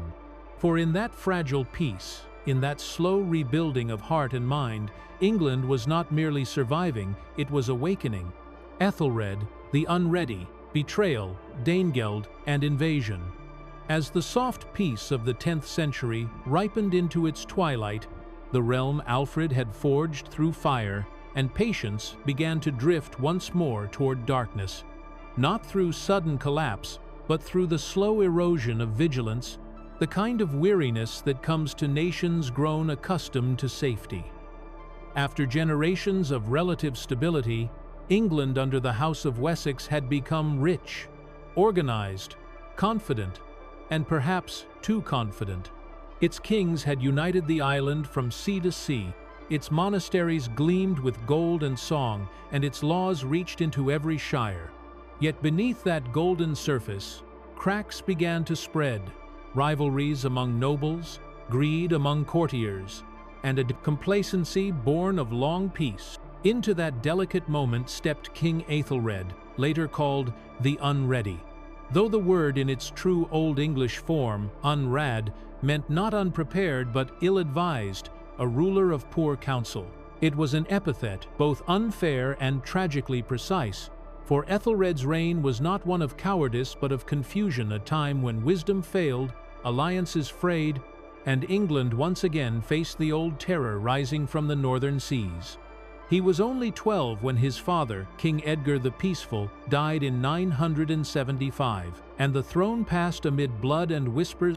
His elder half-brother, Edward, a youth of promise and piety, was murdered near Corfe Castle, struck down by retainers as he rode to visit Ethelred's mother, the ambitious Queen Elfrith. The young Edward's body, hastily hidden, was soon discovered by villagers who buried him with reverence, and he was hailed a martyr, Saint Edward the Martyr, while suspicion of regicide clung forever to Elfrith's name and shadowed her son's crown. Thus, Ethelred began his reign under a curse of guilt and division. The boy king grew into a man surrounded by factions, each whispering in his ear. His counselors quarreled, his earls grew powerful, and his realm, though vast, began to lose its unity. Yet for a time, the world seemed still. The monasteries continued to flourish. Trade filled the ports of London, York, and Southampton, and pilgrims crossed the sea to Rome, bearing gifts. England was wealthy, perhaps the richest kingdom in northern Europe, and wealth as ever is both blessing and beacon. Across the North Sea, in Denmark and Norway, younger generations of Norsemen looked westward again, driven not by the old gods but by hunger, ambition, and envy. The Viking Age had never truly ended, it had only rested. Now, with their own lands crowded and restless, the Sea Kings returned to the paths their forefathers had sailed, drawn by the promise of English silver. The first attacks were small, testing the coasts. But by the 982nd, fleets of longships were once again sighted off the eastern shores. Towns like Southampton and London were plundered, monasteries burned, captives taken. The old terror had returned. The chronicles record it with weary disbelief. In this year came the first ships, and the evil was renewed. At first, Ethelred responded as his ancestors had with force. Armies were mustered, burhs fortified, fleets built anew. But the Vikings had changed. They came not as wandering bands, but as organized armies under kings like Sweyn Forkbeard of Denmark, a ruler as shrewd as he was ruthless.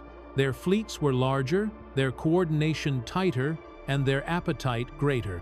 They struck not just in summer but year-round, wintering in fortified camps as the great heathen army had done generations earlier. Time and again, Ethelred gathered his levies, but the system Alfred had built dependent on local loyalty had grown brittle. Some earls refused to march, others arrived late or left early. Bribery and mistrust corroded discipline, and when the enemy could not be beaten, the king turned to a desperate expedient: tribute. In 991, after the disastrous Battle of Maldon, where Earl Bertnoth fell in valor against the Danes, his death immortalized in a haunting poem, Ethelred paid the invaders 10,000 pounds of silver to depart. It was the first of many payments known as the Danegeld, a ransom for peace that would soon become annual, like a tax to the sea. At first, it bought relief, then it bred expectation. The Vikings learned that England would pay rather than fight, and so they came again and again, each time demanding more. By the end of Ethelred's reign, the Danegeld had risen to staggering sums: 36,000 pounds, 48,000 pounds, rivers of silver flowing eastward. What began as strategy became dependence. What was meant to buy peace only bought reprieve. Ethelred's advisors were divided. Some counseled negotiation, others vengeance. The king, uncertain, swung between both, and in that oscillation lay ruin. His mistrust of the Danes grew until, in 1002, he ordered one of the darkest acts in English history, the St. Brice's Day Massacre, the slaughter of all Danes living within his kingdom. It was a desperate, fearful decree, and its consequences were catastrophic. Among those killed was, according to some accounts, the sister of Sweyn Forkbeard himself. The massacre inflamed vengeance across the sea, and within months Sweyn's fleets descended in wrath, ravaging the coasts with merciless precision. Town after town burned, even London was besieged, its citizens fighting from wooden walls against flaming arrows. The realm seemed cursed by its own folly, and yet, amid the chaos, moments of heroism still shone. The bishops preached courage. These raised local militias, Farmers hid fugitives in barns. But courage without coordination could not save a nation adrift. Ethelred's court, once rich with counselors, fractured under suspicion. His queen, Emma of Normandy, brought connections to the continent, but her influence also drew foreign entanglements. Nobles schemed, and whispers of betrayal haunted every campaign. In 1013, the storm broke. Sweyn Forkbeard returned at the head of a vast coalition of Danes and Norwegians. From the Humber to the Thames, towns capitulated, earls swore fealty to the invader. London alone held out, its walls bristling with defenders, while Ethelred fled with Emma and their sons across the Channel to Normandy, seeking refuge with her kin. For the first time since the days of Alfred's exile, an English king was driven from his throne. Sweyn declared himself King of England, ruling only a few months before sudden death struck him in early 1014 death. Some said by divine punishment, others by fever. His army, leaderless, invited his son Canute to succeed him. But the English nobles, ever changeable, recalled Ethelred from exile, promising loyalty if he would rule justly. The weary king returned, older, chastened, and desperate to mend what had been broken. For a brief moment, the old flame flickered again. Sweyn's forces retreated, and Ethelred reclaimed his crown. Yet his kingdom was no longer whole. The north remained hostile, its allegiance shifting between Dane and Saxon. When Canute returned with a new army in 1015, the pattern repeated, alliances faltered, battles were lost, and treachery gnawed at the edges of resistance. The king's own son, Edmund Ironside, took up arms to fight when his father could not, leading campaigns of fierce bravery against overwhelming odds. But by the spring of 1016, before their final reckoning with Canute, Ethelred was dead, worn out by age, grief, and the relentless weight of misfortune. He was laid to rest in Old St. Paul's Cathedral in London, his epitaph unrecorded, his epithet enduring. Unread, the ill-counseled, his death did not end the turmoil. Within months, Edmund, Ironside, and Canute clashed for mastery at Assandun, where the Danes at last prevailed. A treaty divided the realm, Canute taking the north, Edmund the south. But the young English hero died soon after, and the throne passed fully to the Dane. Thus ended the native rule of the House of Wessex for a generation, and with it closed the long chapter that Alfred had begun. Yet even in failure, Ethelred's story carries a strange, melancholy grace. He had not been a coward, only a man caught in the turning of an age. The systems Alfred built had outlived their moment.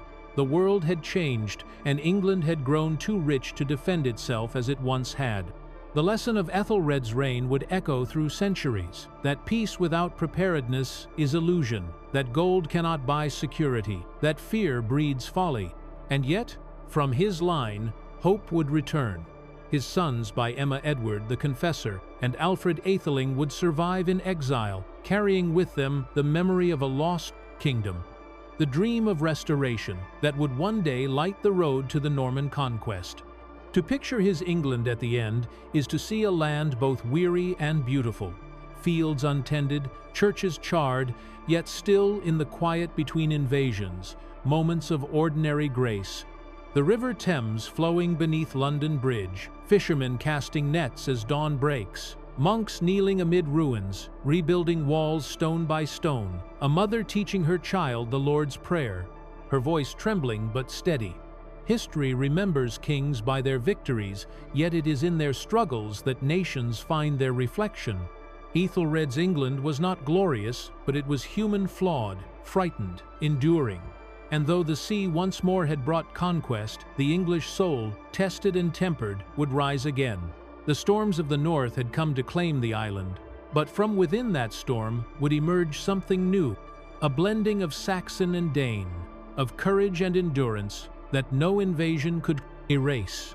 And so, as night descends upon the weary realm, the bells of London toll softly over the darkened river, their sound mingling with the whisper of the tide, the heartbeat of a nation that will not die. Canute the Great, the North Sea Empire. When the roar of battle faded and the long ships rested upon English shores, a new kind of king rose from the tide, not a destroyer, but a ruler. A man born of the northern seas, yet destined to hold sway over lands that stretched from the fjords of Scandinavia to the green valleys of Wessex. His name was Canute, son of Sweyn Forkbeard, heir to both Danish ferocity and a vision rare among conquerors. To his followers he was Knutur Hinriki, Canute the Mighty, but to the weary people of England he became something unexpected, a foreigner who brought order, a pagan who became protector of the church, a conqueror who governed with grace.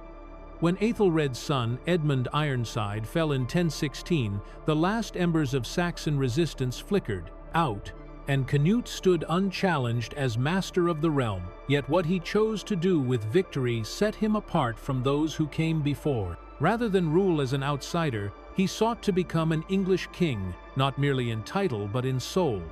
He married Queen Emma of Normandy, Aethelred's widow, uniting Saxon and Danish bloodlines. He pledged to uphold the laws of Edgar and Alfred. He confirmed the rights of the church, granted alms to monasteries, and swore to govern not by fear but by fairness. It was as though the age of chaos had been washed clean by the sea, and from the wreckage emerged a new beginning. Canute's realm was vast, a northern empire bound not by walls but by water. He ruled not only England but Denmark, Norway, and parts of Sweden. His power carried across the North Sea by fleets of sleek longships, whose sails glimmered like wings in the sun. Never before had a single ruler held such sway over the northern world. Chroniclers would later call it the North Sea Empire, a network of ports and courts linked by trade and faith, where English coins circulated in Scandinavian markets and Danish warriors guarded English towns. But its strength rested not merely on conquest, it endured because Canute understood the art of governance. He kept the old Anglo-Saxon institutions intact, the shire courts, the hundreds, the councils of Witan, and placed both Englishmen and Danes in positions of trust. The English church, far from being suppressed, was enriched. Bishops such as Ethelnoth of Canterbury and Wulfstan of York found in Canute a protector rather than a tyrant.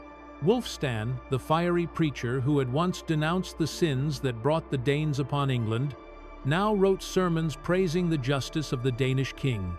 The transformation was astonishing. Within a few short years, the terror of invasion had become the calm of administration. The coinage was reminted with Canute's image, a solemn face framed by a cross-crowned crown, and inscribed Rex Anglorum, King of the English. It was a message not of conquest, but of belonging. Yet beneath that calm surface, the seas still murmured with tension. Canute was no saint. He ruled with iron as well as reason. Early in his reign, he purged those who might challenge him, noble families tied to the old house of Wessex, rebellious earls who dreamed of independence. But even his ruthlessness carried a strange restraint. His aim was stability, not vengeance. Once order was secure, he turned outward, weaving diplomacy like a net across Europe. He corresponded with the Pope, sending lavish gifts to Rome and traveling there in person in 1027 to attend the coronation of Emperor Conrad II. The journey was symbolic, a northern king walking among the marble halls of Christendom, no longer the barbarian invader but the equal of emperors.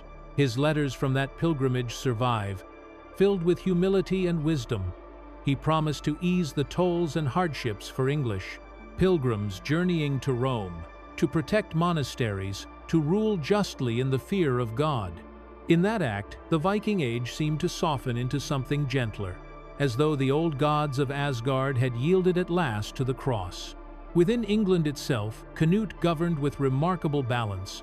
He divided the kingdom into 4 great earldoms, Wessex, Mercia, East Anglia, and Northumbria, appointing powerful men to oversee each, among them the legendary Godwin of Wessex, whose line would one day give birth to Harold, the last Saxon king.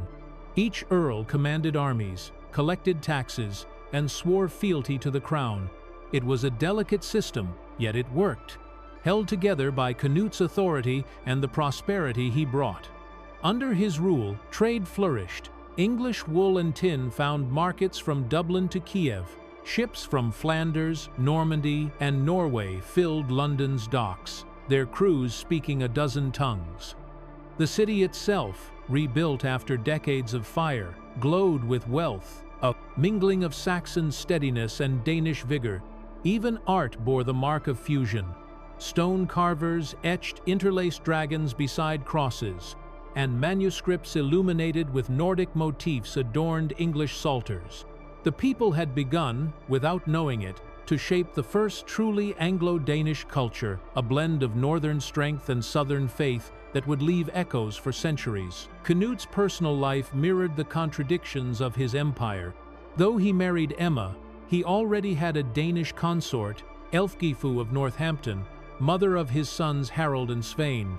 The two women embodied his dual realms, Elfgifu representing the north, Emma the west. Through them, his lineage stretched across borders, though it would later tear itself apart. But during his lifetime, Canute balanced these loyalties with the same skill he brought to politics. His court was both martial and pious warriors and monks, poets and envoys, mingling under the same roof. He composed hymns, sponsored churches, and ordered the translation of psalms into the vernacular. The chronicles tell of him walking barefoot into the church at Assendon, the very site where he had defeated Edmund Ironside, to found an abbey in memory of those slain on both sides. "For all are God's children," he said, "and peace is the greatest offering." It was a gesture that transcended conquest, a moment when repentance and rulership became one. The story most often told of Canute, passed down through centuries of moral retelling, is the tale of the king and the tide. One day, it is said, his courtiers flattered him, proclaiming he was so powerful that even the sea would obey his command. To rebuke their vanity, Canute ordered his throne set upon the shore. When the tide rose, he lifted his hand and bade the waves retreat, and of course they did not. As the water lapped at his feet, he turned to his followers and said, "Let all men know how empty is the power of kings, for none is mighty but he who rules the sea." Whether the story is true or legend hardly matters. Its endurance speaks to how Canute wished to be remembered, not as the master of the sea, but as the man who understood its limits. In that humility lay his greatness. He had conquered through strength, but he ruled through restraint. In his later years, the North Sea Empire reached its height. From his throne, Canute could command fleets that linked England with Denmark and Norway, each bound by loyalty, trade, and shared faith. Yet such empires, forged across water, are as fragile as frost. Holding them together required his constant presence. He spent winters in England, summers in Scandinavia, traveling endlessly to keep his dominions from fracturing. His subjects, though prosperous, knew that the unity he built was woven more from his will than from permanence. Still, he seemed unstoppable, a man who had tamed both Vikings and Anglo-Saxons, who had turned the chaos of the previous century into harmony. When he died in 1035, at about 40 years of age, his body was laid to rest in Winchester Cathedral, beside the kings of Wessex he had once defeated. There, beneath the vaults of the ancient Saxon church, Dane and Englishman lay together, as if history itself wished for reconciliation. After his death, the empire he had shaped began to dissolve like mist. His sons, Harold Harefoot and Harthacnut, quarreled over succession. The North Sea Union fractured, and the crown would soon return to the native line of Wessex through Edward the Confessor, Emma's son, by Aethelred. Yet, Canute's legacy endured. He had shown that conquest need not mean destruction, that a ruler born in violence could leave behind peace. He left a generation of Englishmen and Danes who had learned to live together, to share law, faith, and tongue. His rule closed the true Viking age not with fire, but with forgiveness.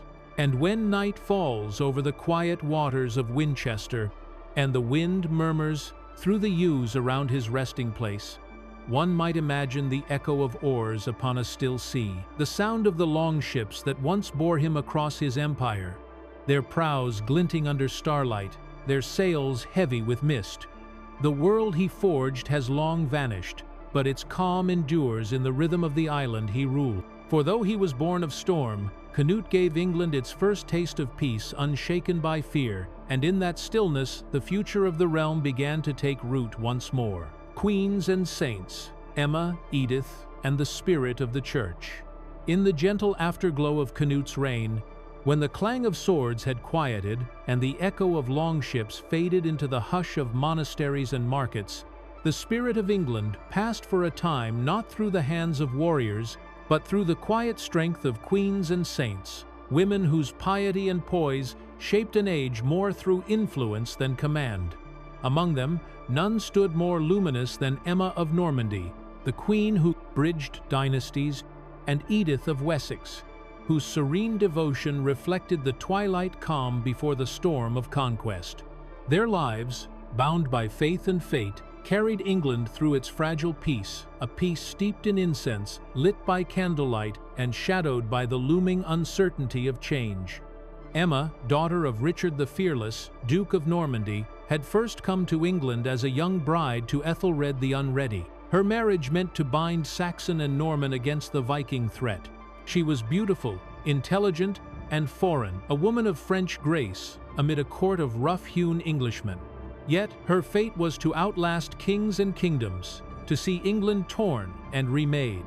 After Ethelred's death and the Danish conquest, she married Canute the Great, uniting the Old English bloodline with the Northern Sea Kings.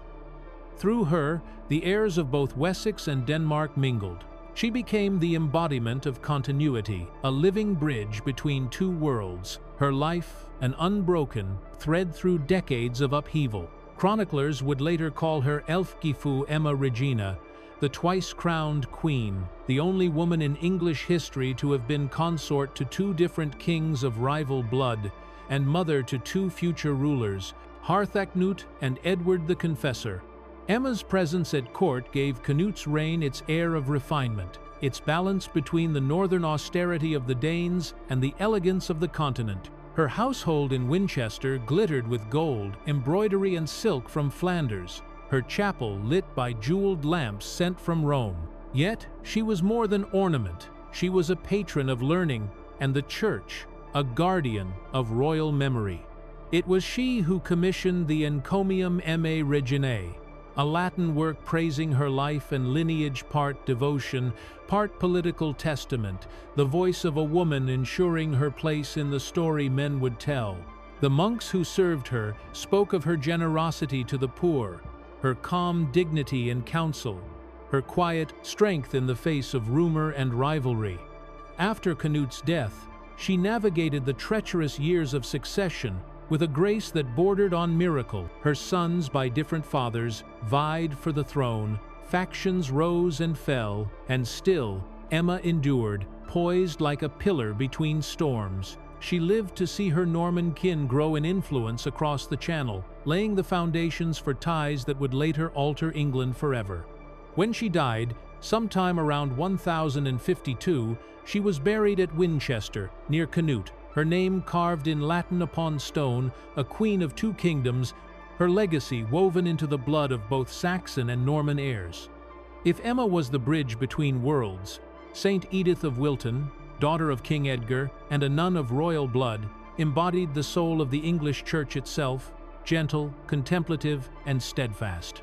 Raised in the convent her mother founded, Edith was educated in scripture, music, and the arts. Her beauty was renowned, yet she turned away from crowns and courts, devoting herself to a life of prayer and humility. When her father's courtiers urged her to accept marriage or the throne, she refused, saying softly, "I will serve a higher king." In time, miracles were attributed to her, her tomb at Wilton becoming a place of pilgrimage where candles burned day and night. To the weary people of post-Viking England, saints like Edith offered solace, a reminder that holiness could dwell not in kings' halls, but in cloisters and hearts.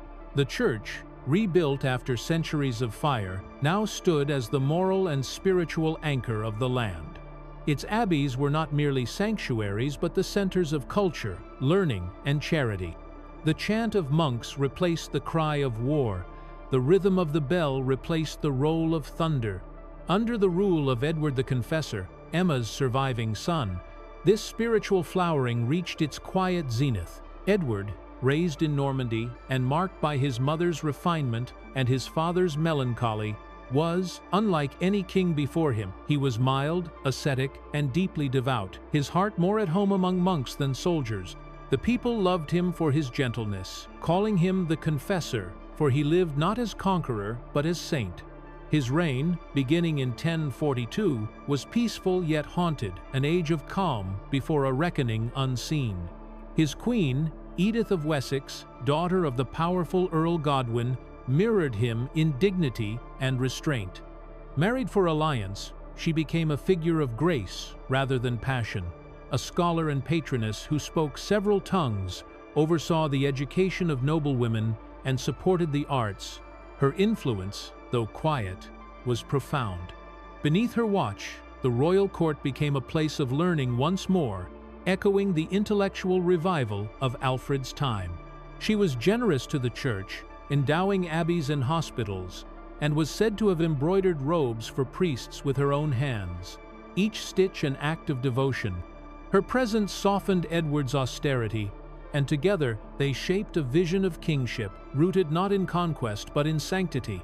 Edward's greatest monument was not a battlefield but a church, Westminster Abbey, begun under his command and consecrated just days before his death in 1066. Built in the Romanesque style with high arches and light streaming through glass, it was the first of its kind in England, a glimpse of a new era in art and architecture. He intended it to be both royal mausoleum and house of God, a place where king and monk might share the same eternal peace. When he died, childless, his body was laid within its walls, and miracles were soon reported at his tomb. The people venerated him as a saint, and a century later the church would canonize him, making him the last English-born saint to sit upon a throne. His reign, though quiet, became the symbol of the golden innocence lost forever after the Norman conquest. And beside his legacy stood the memory of Edith, who outlived him by several years, continuing to rule his household and protect his memory until her own death, when she too was laid near his shrine. The spirit of these queens and saints, Emma's strength, Edith's piety, Edward's purity, defined the last flowering of Anglo-Saxon England before the great shadow fell. They represented not war but wisdom, not expansion but introspection. The age of Alfred and Offa had been one of builders and warriors. This was the age of caretakers, of those who preserved the soul of a nation when its body grew frail.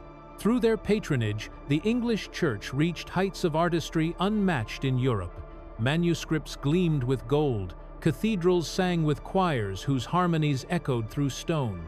The clergy, once humble and local, now corresponded with Rome and Rheims, bringing continental learning into the island's heart. Pilgrimages flourished to Canterbury, to Ely, to Winchester, where the faithful knelt before relics of saints whose lives bridged the divine and the earthly.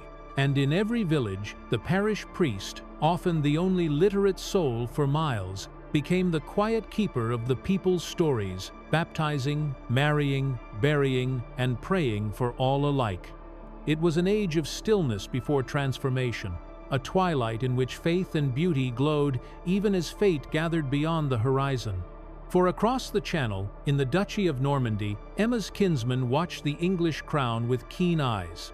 Among them was Duke William, a stern and brilliant man who traced his claim through Emma's bloodline. In the year of Edward's death, that claim would become the spark of the last and greatest invasion England would know. Yet even as destiny prepared its march, the legacy of these queens and saints endured. They had woven something indestructible, a moral and spiritual tapestry that conquest could not unravel. The stones of Westminster would stand for 1,000 years. The songs of Wilton's nuns would echo in cloisters long after swords had rusted. And so, as night descends upon the quiet abbeys of 11th century England, the flicker of candlelight dances upon carved angels, and the scent of myrrh mingles with the cool breath of the sea.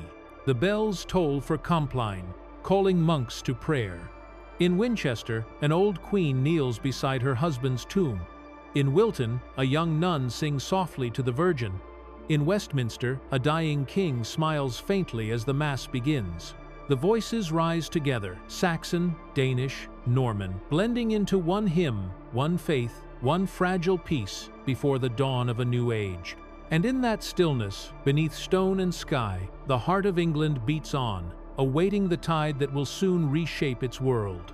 Edward the Confessor, the pious king and his dream of peace. In the waning light of the Anglo-Saxon age, as the fields of England ripened under a gentler sun, and the sound of oars upon the sea grew faint, there ruled a man unlike any of his forebears, a king not of conquest, but of conscience, whose reign marked the last breath of an older world before the great turning of fate. Edward the Confessor, son of Ethelred and Emma of Normandy, was born in exile around the year 1003, a child of storm and displacement. While England burned beneath the fury of Danish invasions, he was raised across the Channel in Normandy, a foreign land of high stone castles and Latin prayer, where the sea's roar was a distant memory of his lost homeland. There, amid the abbeys and apple orchards of the Norman coast, he grew into a man of quiet devotion, his soul shaped more by monks than by warriors. He loved the silence of cloisters, the smell of parchment and wax, the rhythm of prayer echoing through stone halls. When he finally returned to England in 1041, summoned by his half-brother Harthacnut, he was already a stranger to his own birthright, a Norman by upbringing, an Englishman by blood, a wanderer between two worlds. When Harthacnut died the next year, the nobles of England, weary of Danish rule and remembering the old line of Alfred, chose Edward as king. It was a choice born of hope more than strength, and in him they found not the fiery vigor of warriors past, but the gentle gravity of a saint. Edward's coronation at Winchester in 1043 shimmered with both joy and unease. The kingdom he inherited was wealthy but fragile, divided between powerful earls whose ambitions often outweighed their loyalty. Chief among them was Godwin, Earl of Wessex, the most formidable noble in the land, whose influence extended from the Thames to the southern coast. Edward, bound by diplomacy, married Godwin's daughter Edith, a union meant to bind peace between crown and earl. Yet the marriage, though respectful, remained childless, whether by choice or by the king's ascetic temperament, no one could say. Edward treated his queen with honor, but kept his heart turned toward the divine. He was known to spend long hours in prayer, fasting through feast days, rising before dawn to hear Mass, and walking barefoot to churches in penance. His court, once the seat of political intrigue, became a place of serenity, where monks and scholars found favor, and where the scent of incense replaced the clang of arms. Many saw his piety as a sign of weakness. Others saw in him the reflection of Christ's humility. The truth, as ever, lay between. Edward was no warrior, but neither was he blind to power. He ruled by patience, diplomacy, and faith, seeking harmony where others sought dominance. His reign unfolded as a paradox, a time of peace that concealed the seeds of upheaval. For while the seas around England calmed and trade flourished, the undercurrents of rivalry deepened. The Godwins, enriched by their earldoms, grew nearly royal in authority, their sons commanding armies and marriages across the realm. Edward, whose Norman upbringing had filled him with admiration for continental order, began to rely on Norman clerics and knights, granting them positions of trust within his court. He invited Robert of Jumièges, a learned Norman monk, to serve as Archbishop of Canterbury, and surrounded himself with foreign advisors whose polished manners contrasted with the rugged bluntness of the English gens. To the Anglo-Saxon nobility, this favor toward foreigners stirred resentment. To Edward, it was simply the language of familiarity. Thus, slowly, an invisible line formed across his kingdom between the Saxon lords who had carved England's independence and the Norman courtiers whose quiet ambitions reached far beyond service. Yet even amid this tension, the king's devotion inspired deep affection among the common folk. He was known to walk unguarded through the streets of London, blessing the sick and listening to beggars' pleas. Tales spread of his gentle miracles, the blind receiving sight, a crippled man healed by the king's touch, the poor fed from his own table. Whether truth or legend, these stories captured the imagination of a weary people longing for goodness in a world grown cynical. They began to call him the Confessor, the title given not to martyrs who died for their faith, but to those who lived it fully in their deeds. His reign, stretching over 2 peaceful decades, brought a rare stillness to England's heart.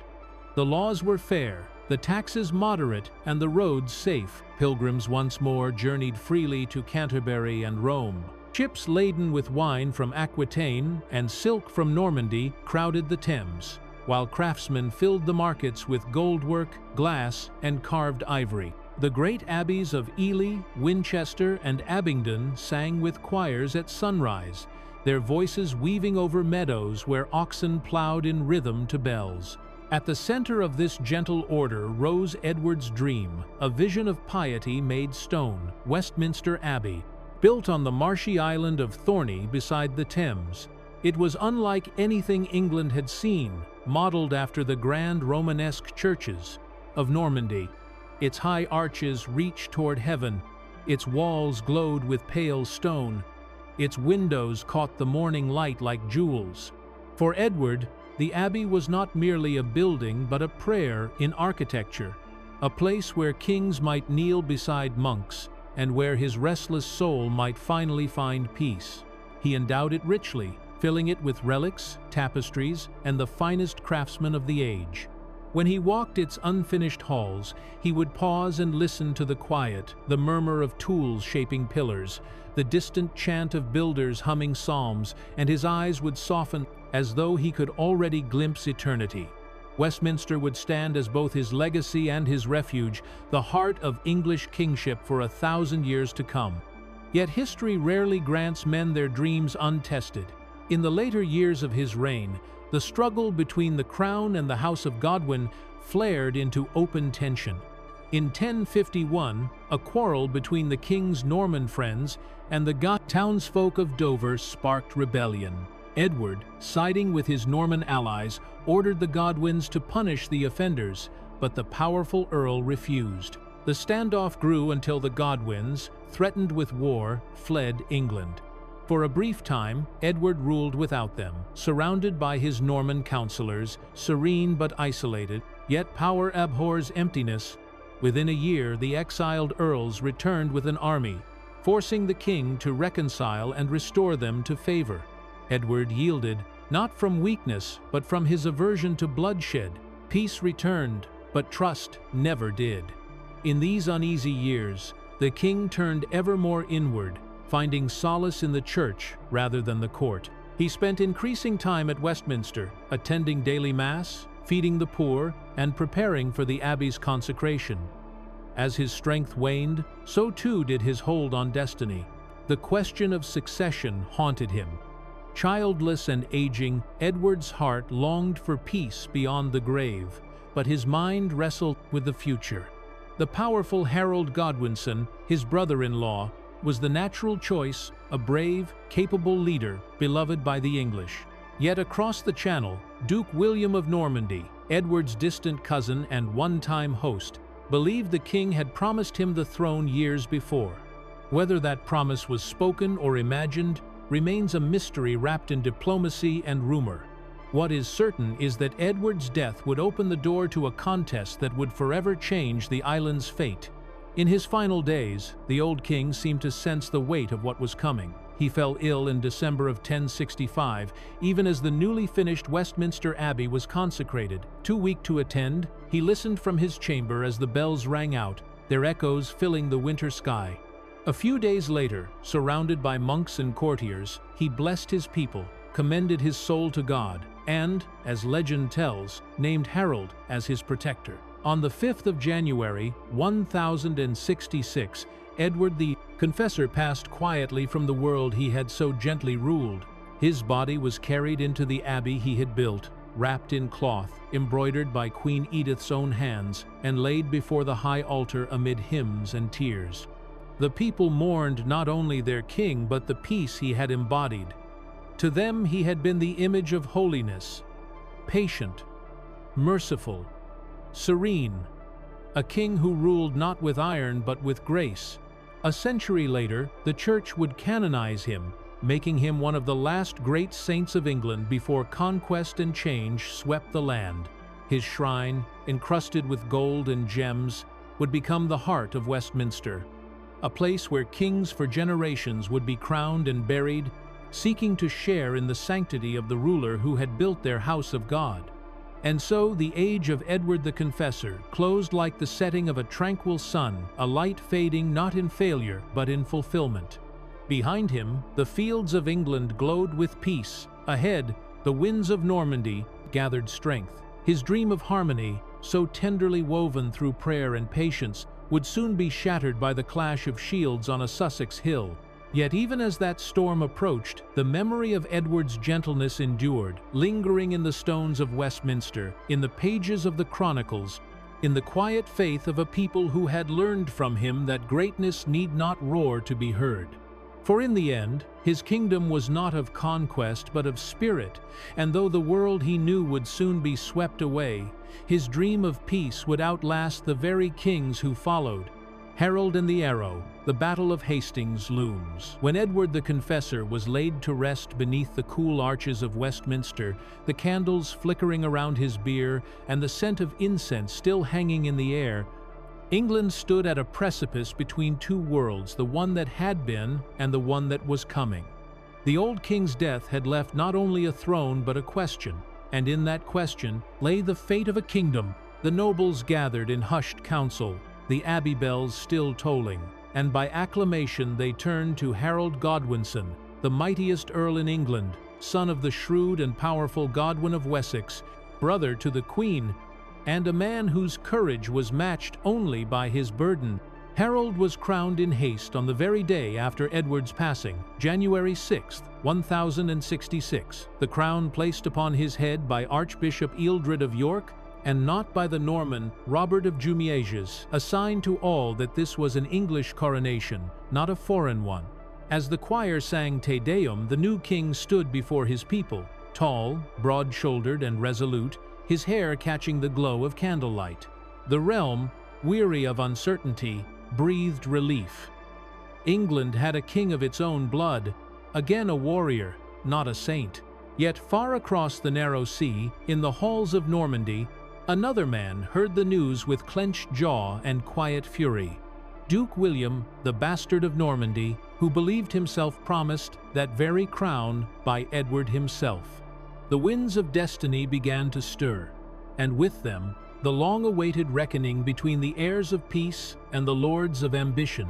Harold was a man shaped by the rugged soil of England, brave, pragmatic, and born to leadership.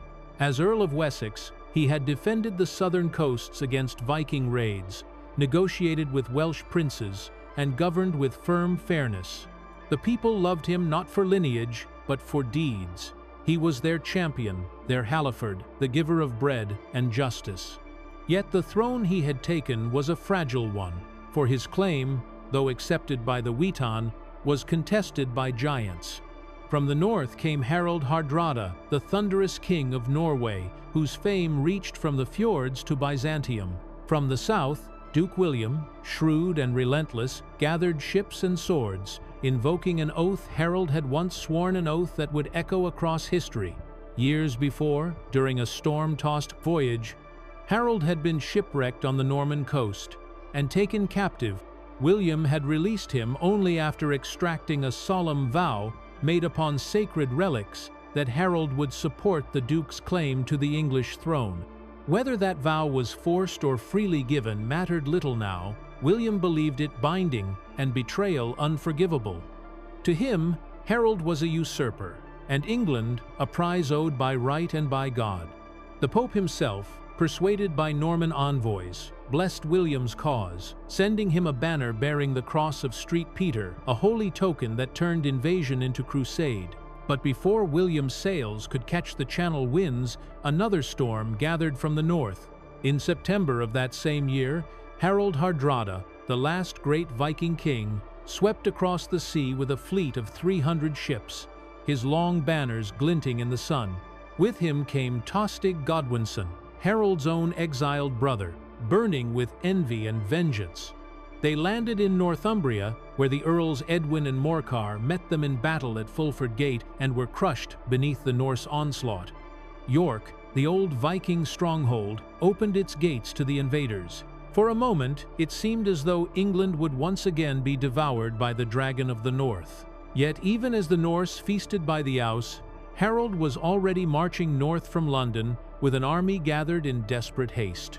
In 5 days, his men covered nearly 200 miles, a feat of endurance unmatched in the chronicles. On the morning of September 25th, near a quiet meadow by the River Derwent, they met the invaders at Stamford Bridge.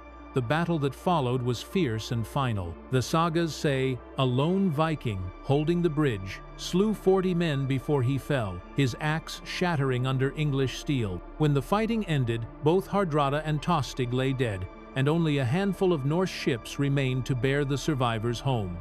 Of the 300 that had come, fewer than 30 returned. The Viking Age, which had begun nearly 3 centuries earlier on the same soil, ended there, its last roar silenced beneath the English sky. But victory came at a cost. Harold's army was exhausted, his ranks thinned, his men bloodied and spent. As they buried the dead, word arrived like a dagger through the mist. Duke William had landed at Pevensey Bay in Sussex, raising his banner upon English ground. The march south was relentless. Leaving the ashes of battle behind, Harold led his weary soldiers across the spine of England once more, from York to London, from London to the coast. Driven by duty and dread, by early October, he reached Hastings, where William's forces had already fortified their camp. The Duke's army was a mosaic of Europe: Norman knights in chainmail, Breton archers, men from Flanders, and Anjou disciplined, mounted, and armed with the new weapon that would change warfare: the cavalry charge. Harold's force, though fierce, was simpler. The Great Fyrd, the People's Levy, farmers and the GNS fighting on foot behind the solid shield wall that had served their forefathers well. They took position upon Senlac Hill, a long ridge overlooking the valley where the Normans waited. The night before the battle, the English feasted and sang old songs. The Normans prayed, confessed, and sharpened their swords. Dawn rose on October 14th, 1066, clear and cold. The two armies faced each other across the dew-wet field, 30,000 souls caught between history and legend. The clash began with the Norman archers loosing volleys that rattled harmlessly against English shields. Then came the infantry, pressing uphill, met by a wall of oak and iron. The sound of axes and swords echoed like thunder through the valley. 3 times the Normans advanced and were thrown back. 3 times their banners wavered. At one point, word spread that William had been slain, and panic rippled through his ranks. But the Duke, lifting his helmet to reveal his face, rode among his men crying, "I live, fight on." His courage steadied them. Then, with cunning born of desperation, he feigned retreat. The English, thinking victory theirs, broke ranks to pursue, and in that fatal moment, the Norman cavalry wheeled and struck. The shield wall, that ancient fortress of Saxon warfare, splintered. Still the English fought on, their axes biting deep, their standards defiant. As the sun dipped westward, the field ran red with the blood of both nations. Near dusk, an arrow flew its flight unseen, its aim eternal. It struck Harold, piercing his eye, and he fell amid his guard, still clutching the banner of the Golden Dragon of Wessex. The last crowned king of the Anglo-Saxons died where he stood, surrounded by loyal Fienzes who fought to the end. When the battle ceased, silence descended upon the hill. The English lay in heaps, their bodies strewn like fallen sheaves after harvest. William stood among the ruins, mud spattered upon his armor, his gaze fixed upon the darkening horizon. He had won a kingdom, but at a terrible price. The chronicles say he wept when he saw the field, for the cost of his crown was a nation's soul. Harold's body, mutilated and unrecognizable, was said to have been buried by the sea, though legend claims that monks of Waltham Abbey carried him away in secret, laying him to rest in consecrated earth. Whatever the truth, his death marked the end of an age, the fall of the House of Wessex, the twilight of the Anglo-Saxon world. From that day, the island would speak with a new tongue, its kings crowned by Norman hands, its people bound by laws and customs shaped by the conqueror's will. Yet in the deep roots of the countryside, in the songs of farmers, in the prayers whispered in Old English, the memory of Harold and his fallen stood unbroken. They had fought not for glory, but for home, and though they lost the crown, they kept the soul of England alive. When night came, the wind swept softly over the fields of Senlac, carrying with it the mingled scent of blood and autumn leaves. The stars shone indifferent above, and the sea, only miles away, murmured like an ancient witness. In that silence, something ended, but something else began. The land itself, so long divided, would soon be fused by conquest into one kingdom, one people, one destiny. The age of the sword was giving way to the age of the crown, and the old gods of wood and stone slept forever beneath the hills. Yet if you stand there now, where the grass grows gentle and the church bells toll beyond the ridge, you can almost feel it, the echo of shields, the whisper of prayer, the sigh of a dying king who saw his dream fall with him. For in that moment when Harold closed his eyes and the arrow fell, the England of the past gave way to the England of history, and its heartbeat continued beneath the weight of time. The fall of the Saxons, 1066, and the Norman conquest, the dawn, that rose over the battlefield at Hastings was pale and cold, and in its thin light, the smoke from the pyres drifted upward like ghosts returning to the heavens. The fields of Senlac were silent save for the cawing of crows and the whisper of wind over broken shields. England, for centuries defended by its kings of Wessex, now lay open to the conqueror. The old world had fallen in a single day, not with a slow decay but with the sudden, shattering finality of a wave breaking upon stone. Duke William of Normandy, standing amidst the ruin of his victory, was no longer merely a duke. He was now William the Conqueror, king of a land not yet his in heart, though claimed by sword. From the hill he looked southward toward the sea, where his ships lay anchored like silver fish upon the tide, and perhaps he felt the weight of what he had taken, not only a crown, but a people, a language, and a history older than his own. He had won England by force, but the island he gazed upon would demand from him something far greater than war. It would demand transformation of himself and of all who followed him. In the weeks after Hastings, William moved cautiously, knowing that conquest was never completed by victory alone. The surviving Saxon lords retreated into the forests and fens, their courage unbroken though their leader was gone. London, proud and stubborn, barred its gates and prepared to fight. But William, shrewd as ever, did not storm it. He encircled it, burning villages around its walls until hunger and fear did his work for him. The city opened its gates, and on Christmas Day, 1066, in the echoing nave of Westminster Abbey, the same church Edward the Confessor had built, William knelt before the altar and was crowned King of England. As the Norman knights raised their voices in acclamation, the sound frightened the English guards outside, who thought a riot had begun, and they set fire to the buildings near the abbey. Smoke filled the air, shouts and confusion mingled with the Latin prayers, and so the first coronation of a Norman king took place amid flames, a fitting symbol for what was to come. The realm had changed hands, but peace would not come easily. In the years that followed, William ruled with a relentless blend of calculation and iron. He sought not to destroy the English nobility outright, but to absorb their lands, replacing rebellion with loyalty purchased by blood and fear. One by one, the great earls who resisted him, Edwin, Morcar, Waltheof, were defeated, dispossessed, or executed. Across the north, where resistance was fiercest, the king unleashed a campaign remembered in history as the Harrying of the North. His armies marched through Yorkshire and Durham, burning crops, slaughtering livestock, and salting the fields. Monasteries were sacked, villages emptied, and famine followed in their wake. Chroniclers wrote that from the Humber to the Tees, not one inhabited village remained. It was vengeance, but also warning. By the time the ashes cooled, the old aristocracy of England had been broken. Norman lords now ruled from stone castles rising over every shire, motte, and bailey fortresses, grim towers of authority thrust into the heart of the English landscape. The timber halls of the GGNs were gone, replaced by walls of lime and granite. The very skyline of England changed, the gentle hills now crowned with keep and curtain wall. Yet for all its cruelty, William's conquest was not mindless.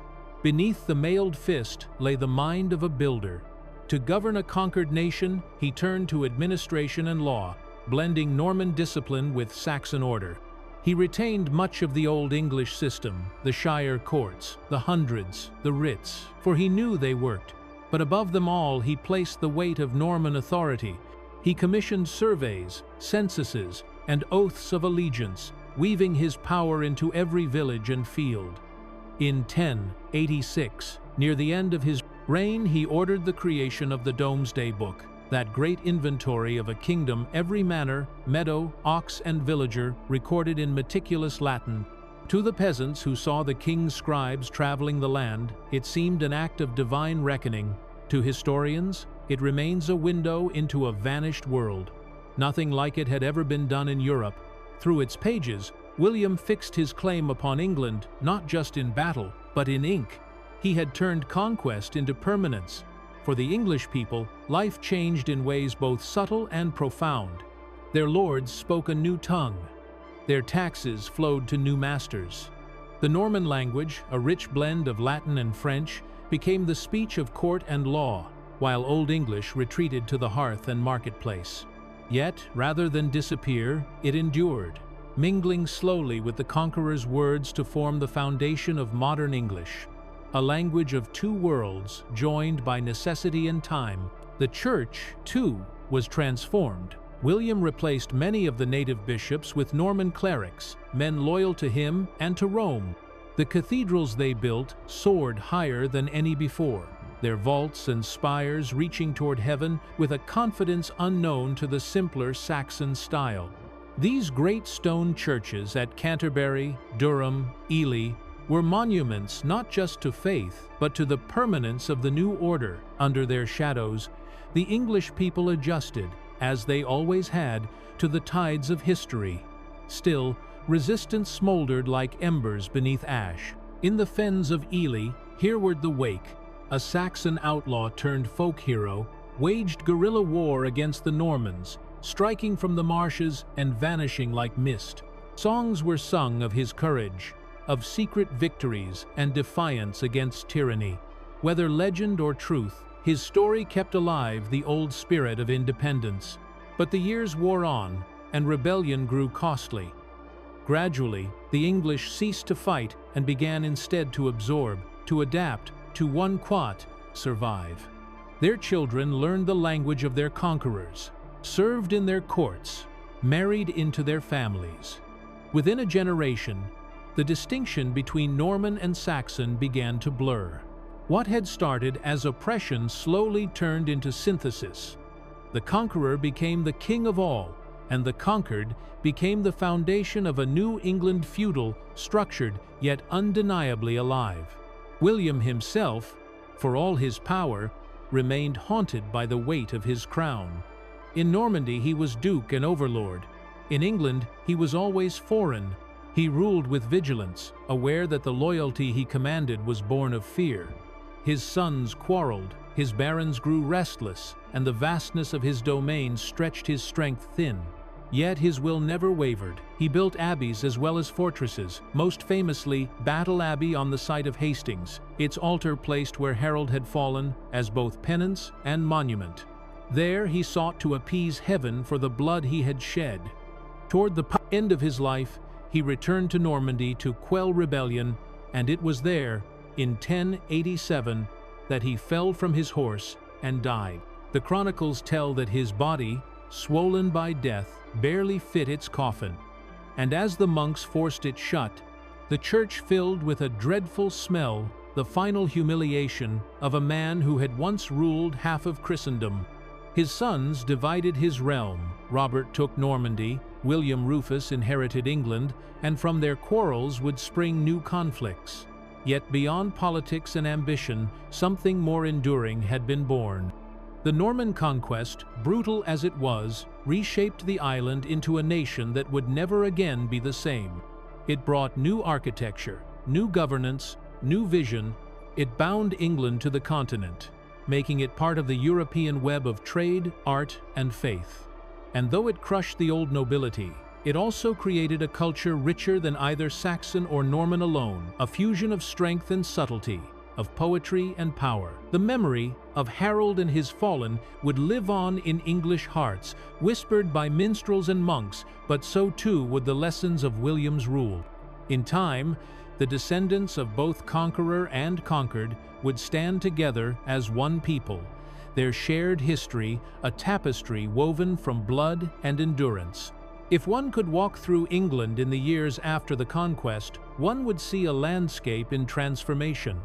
Castles rising on hilltops where wooden halls once stood, abbeys humming with masons and chant, villages rebuilt in orderly rows, new laws written in foreign words, yet old songs still sung by firesides. The rivers ran the same, the fields still yielded their crops, but above them hung the invisible presence of change, the sense that the island had awakened into a wider world. And as the centuries passed, the memory of that autumn in 1066 would become both wound and legend, a story told by candlelight of how a single arrow, a single battle, had ended one age and begun another. Legacy of an age, language, law, and memory of the Anglo-Saxons. Long after the banners of Hastings had been taken down and the clang of Norman hammers replaced the chant of Saxon psalms, the true legacy of the Anglo-Saxons lived on not in crowns or castles, but in the quieter, more enduring realms of language, law, and the human heart. Though the Norman conquest had redrawn the map of power, it could not erase the deep roots that centuries of Anglo-Saxon life had planted in English soil. Beneath the marble of cathedrals and the Latin of charters, the old spirit of the island continued to hum, subtle and steady, like an ancient melody beneath a new song. For 6 centuries, from the days when the first longships touched the eastern shore to the moment Harold fell beneath the Norman arrow, the Anglo-Saxon world had built more than kingdoms. It had built the foundations of a culture that would outlast its conquerors, shaping the England that would rise from the ashes of its defeat. Their words, their faith, their sense of order and community all flowed quietly onward, mingling with the new, until they became the very essence of what it meant to be English. The most lasting gift of the Anglo-Saxons was their language, born of forests and fields, tempered by prayer and poetry, and resilient enough to survive invasion after invasion. The Normans brought their polished French, the clergy their solemn Latin, but neither could wholly replace the tongue of the common folk. Old English, rich with earthy strength and quiet rhythm, endured in the cottages, the markets, and the songs of the people. Over time, it absorbed the new words of the conquerors, blending them into a single speech, a tapestry of simple roots and noble phrases, of farm and court, sword and scripture. Out of this mingling came the language we speak today, half Saxon in heart, half Norman in dress, yet wholly English in spirit. Its cadence carries both the warmth of hearthfire and the clarity of the cathedral bell. Even now, in the plain words we use for love, home, bread, and sky, one can hear the echo of that ancient voice, the voice of the plowman, the monk, the poet, by the mead hall hearth. It was the Anglo-Saxons who gave English its directness, its rhythm, its soul, and in doing so, they bequeathed to the world a vessel for thought and art that would one day shape Shakespeare, Milton, and beyond. No less enduring was their sense of law, that quiet architecture of fairness and duty which bound a scattered people into a nation. Long before the Normans brought their courts and codes, the Saxons had understood that justice must be rooted not in fear but in custom. Their assemblies, the Witenagemot, the Shire and Hundred Courts, were places where even kings were bound by counsel, where the word of the community carried weight beside the crown. The idea that no man, however mighty, was above the law, was not born in Norman stone halls, but in the wooden meeting places of Mercia and Wessex. From these beginnings grew the English common law, that great inheritance of order and liberty, which would, centuries later, influence the world. In their dooms and charters, written in careful runes and Latin script alike, we can trace the first outlines of the rule of law, the right to trial, the value of oath and witness, the notion of compensation instead of vengeance. To the Anglo-Saxons, law was not tyranny but harmony, the measure by which society could balance blood and peace. When later kings swore to uphold the laws of Edward the Confessor, they were invoking not merely a name but an ancient ideal, that justice belonged to all. The Church, too, bore their imprint.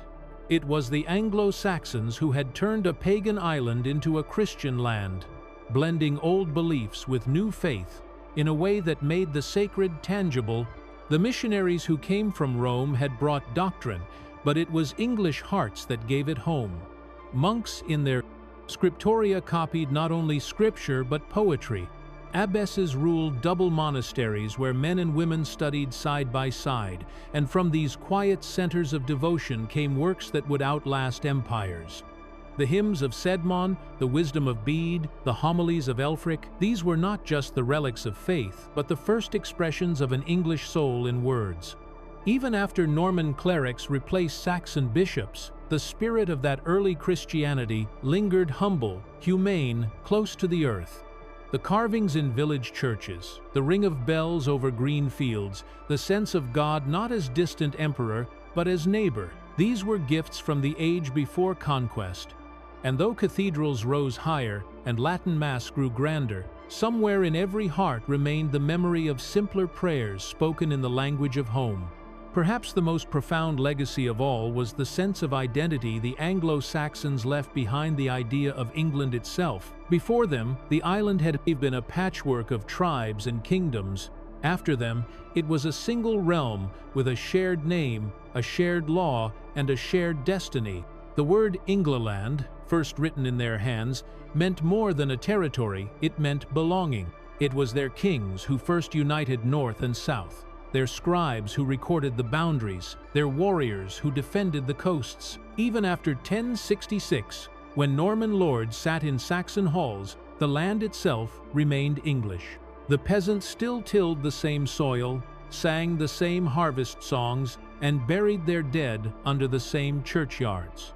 The conquerors, in time, became English themselves, drawn into the very identity they had sought to master.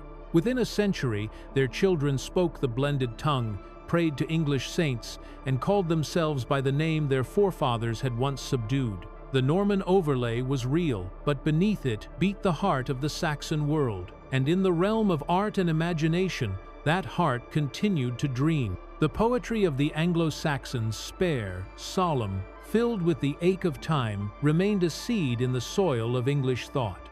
In the verses of Beowulf, the elegy of the wanderer, the laments of the seafarer, we find the themes that would echo through English literature for 1,000 years: exile and endurance, faith and fate, courage before death, and the longing for home. The Normans might have built castles, but the Saxons had already built something greater, a vision of life steeped in both heroism and humility. Their sense of melancholy, that sweet sadness before the passing of all things, became woven into the national character itself. Even now, in the gray skies over moors and the slow cadence of English verse, one can feel it, that ancient blend of endurance and resignation, of quiet strength beneath sorrow. The physical traces of their world may have faded, the timber halls rotted, the thatched roofs gone to dust, but their memory lingers in the landscape. Place names across the island still bear their mark. The tuns, hams, worths, and berries that speak of old farms and settlements. The rivers whose names whisper of forgotten gods. The meadows where once the ferd assembled beneath dragon banners. Beneath modern towns lie layers of Saxon earth, their post holes and hearths still holding the shadows of long-vanished lives. Archaeologists unearth their brooches, their coins, their runes, each a fragment of a world that refuses to be wholly lost.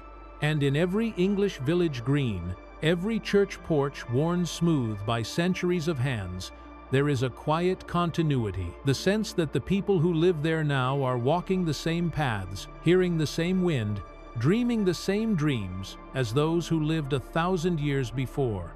Even the very idea of kingship in England, though reshaped by the Normans, remained rooted in Anglo-Saxon soil. The coronation rituals at Westminster, still echoing with ancient words, trace back to the oaths once sworn by Alfred and Edgar, promises of protection, justice, and peace. The royal scepter, the anointing oil, the crown itself, all became symbols not of absolute power, but of duty bound by law and God. This fusion of sanctity and sovereignty, first conceived by Saxon minds, would define the English monarchy through centuries of triumph and trial. And when, long after Hastings, kings and parliaments struggled over the limits of rule, they would both invoke that same inheritance, the belief that the ruler served the people, not the other way around. So, though the Norman conquest had ended the rule of the Anglo-Saxons, it had not ended their story.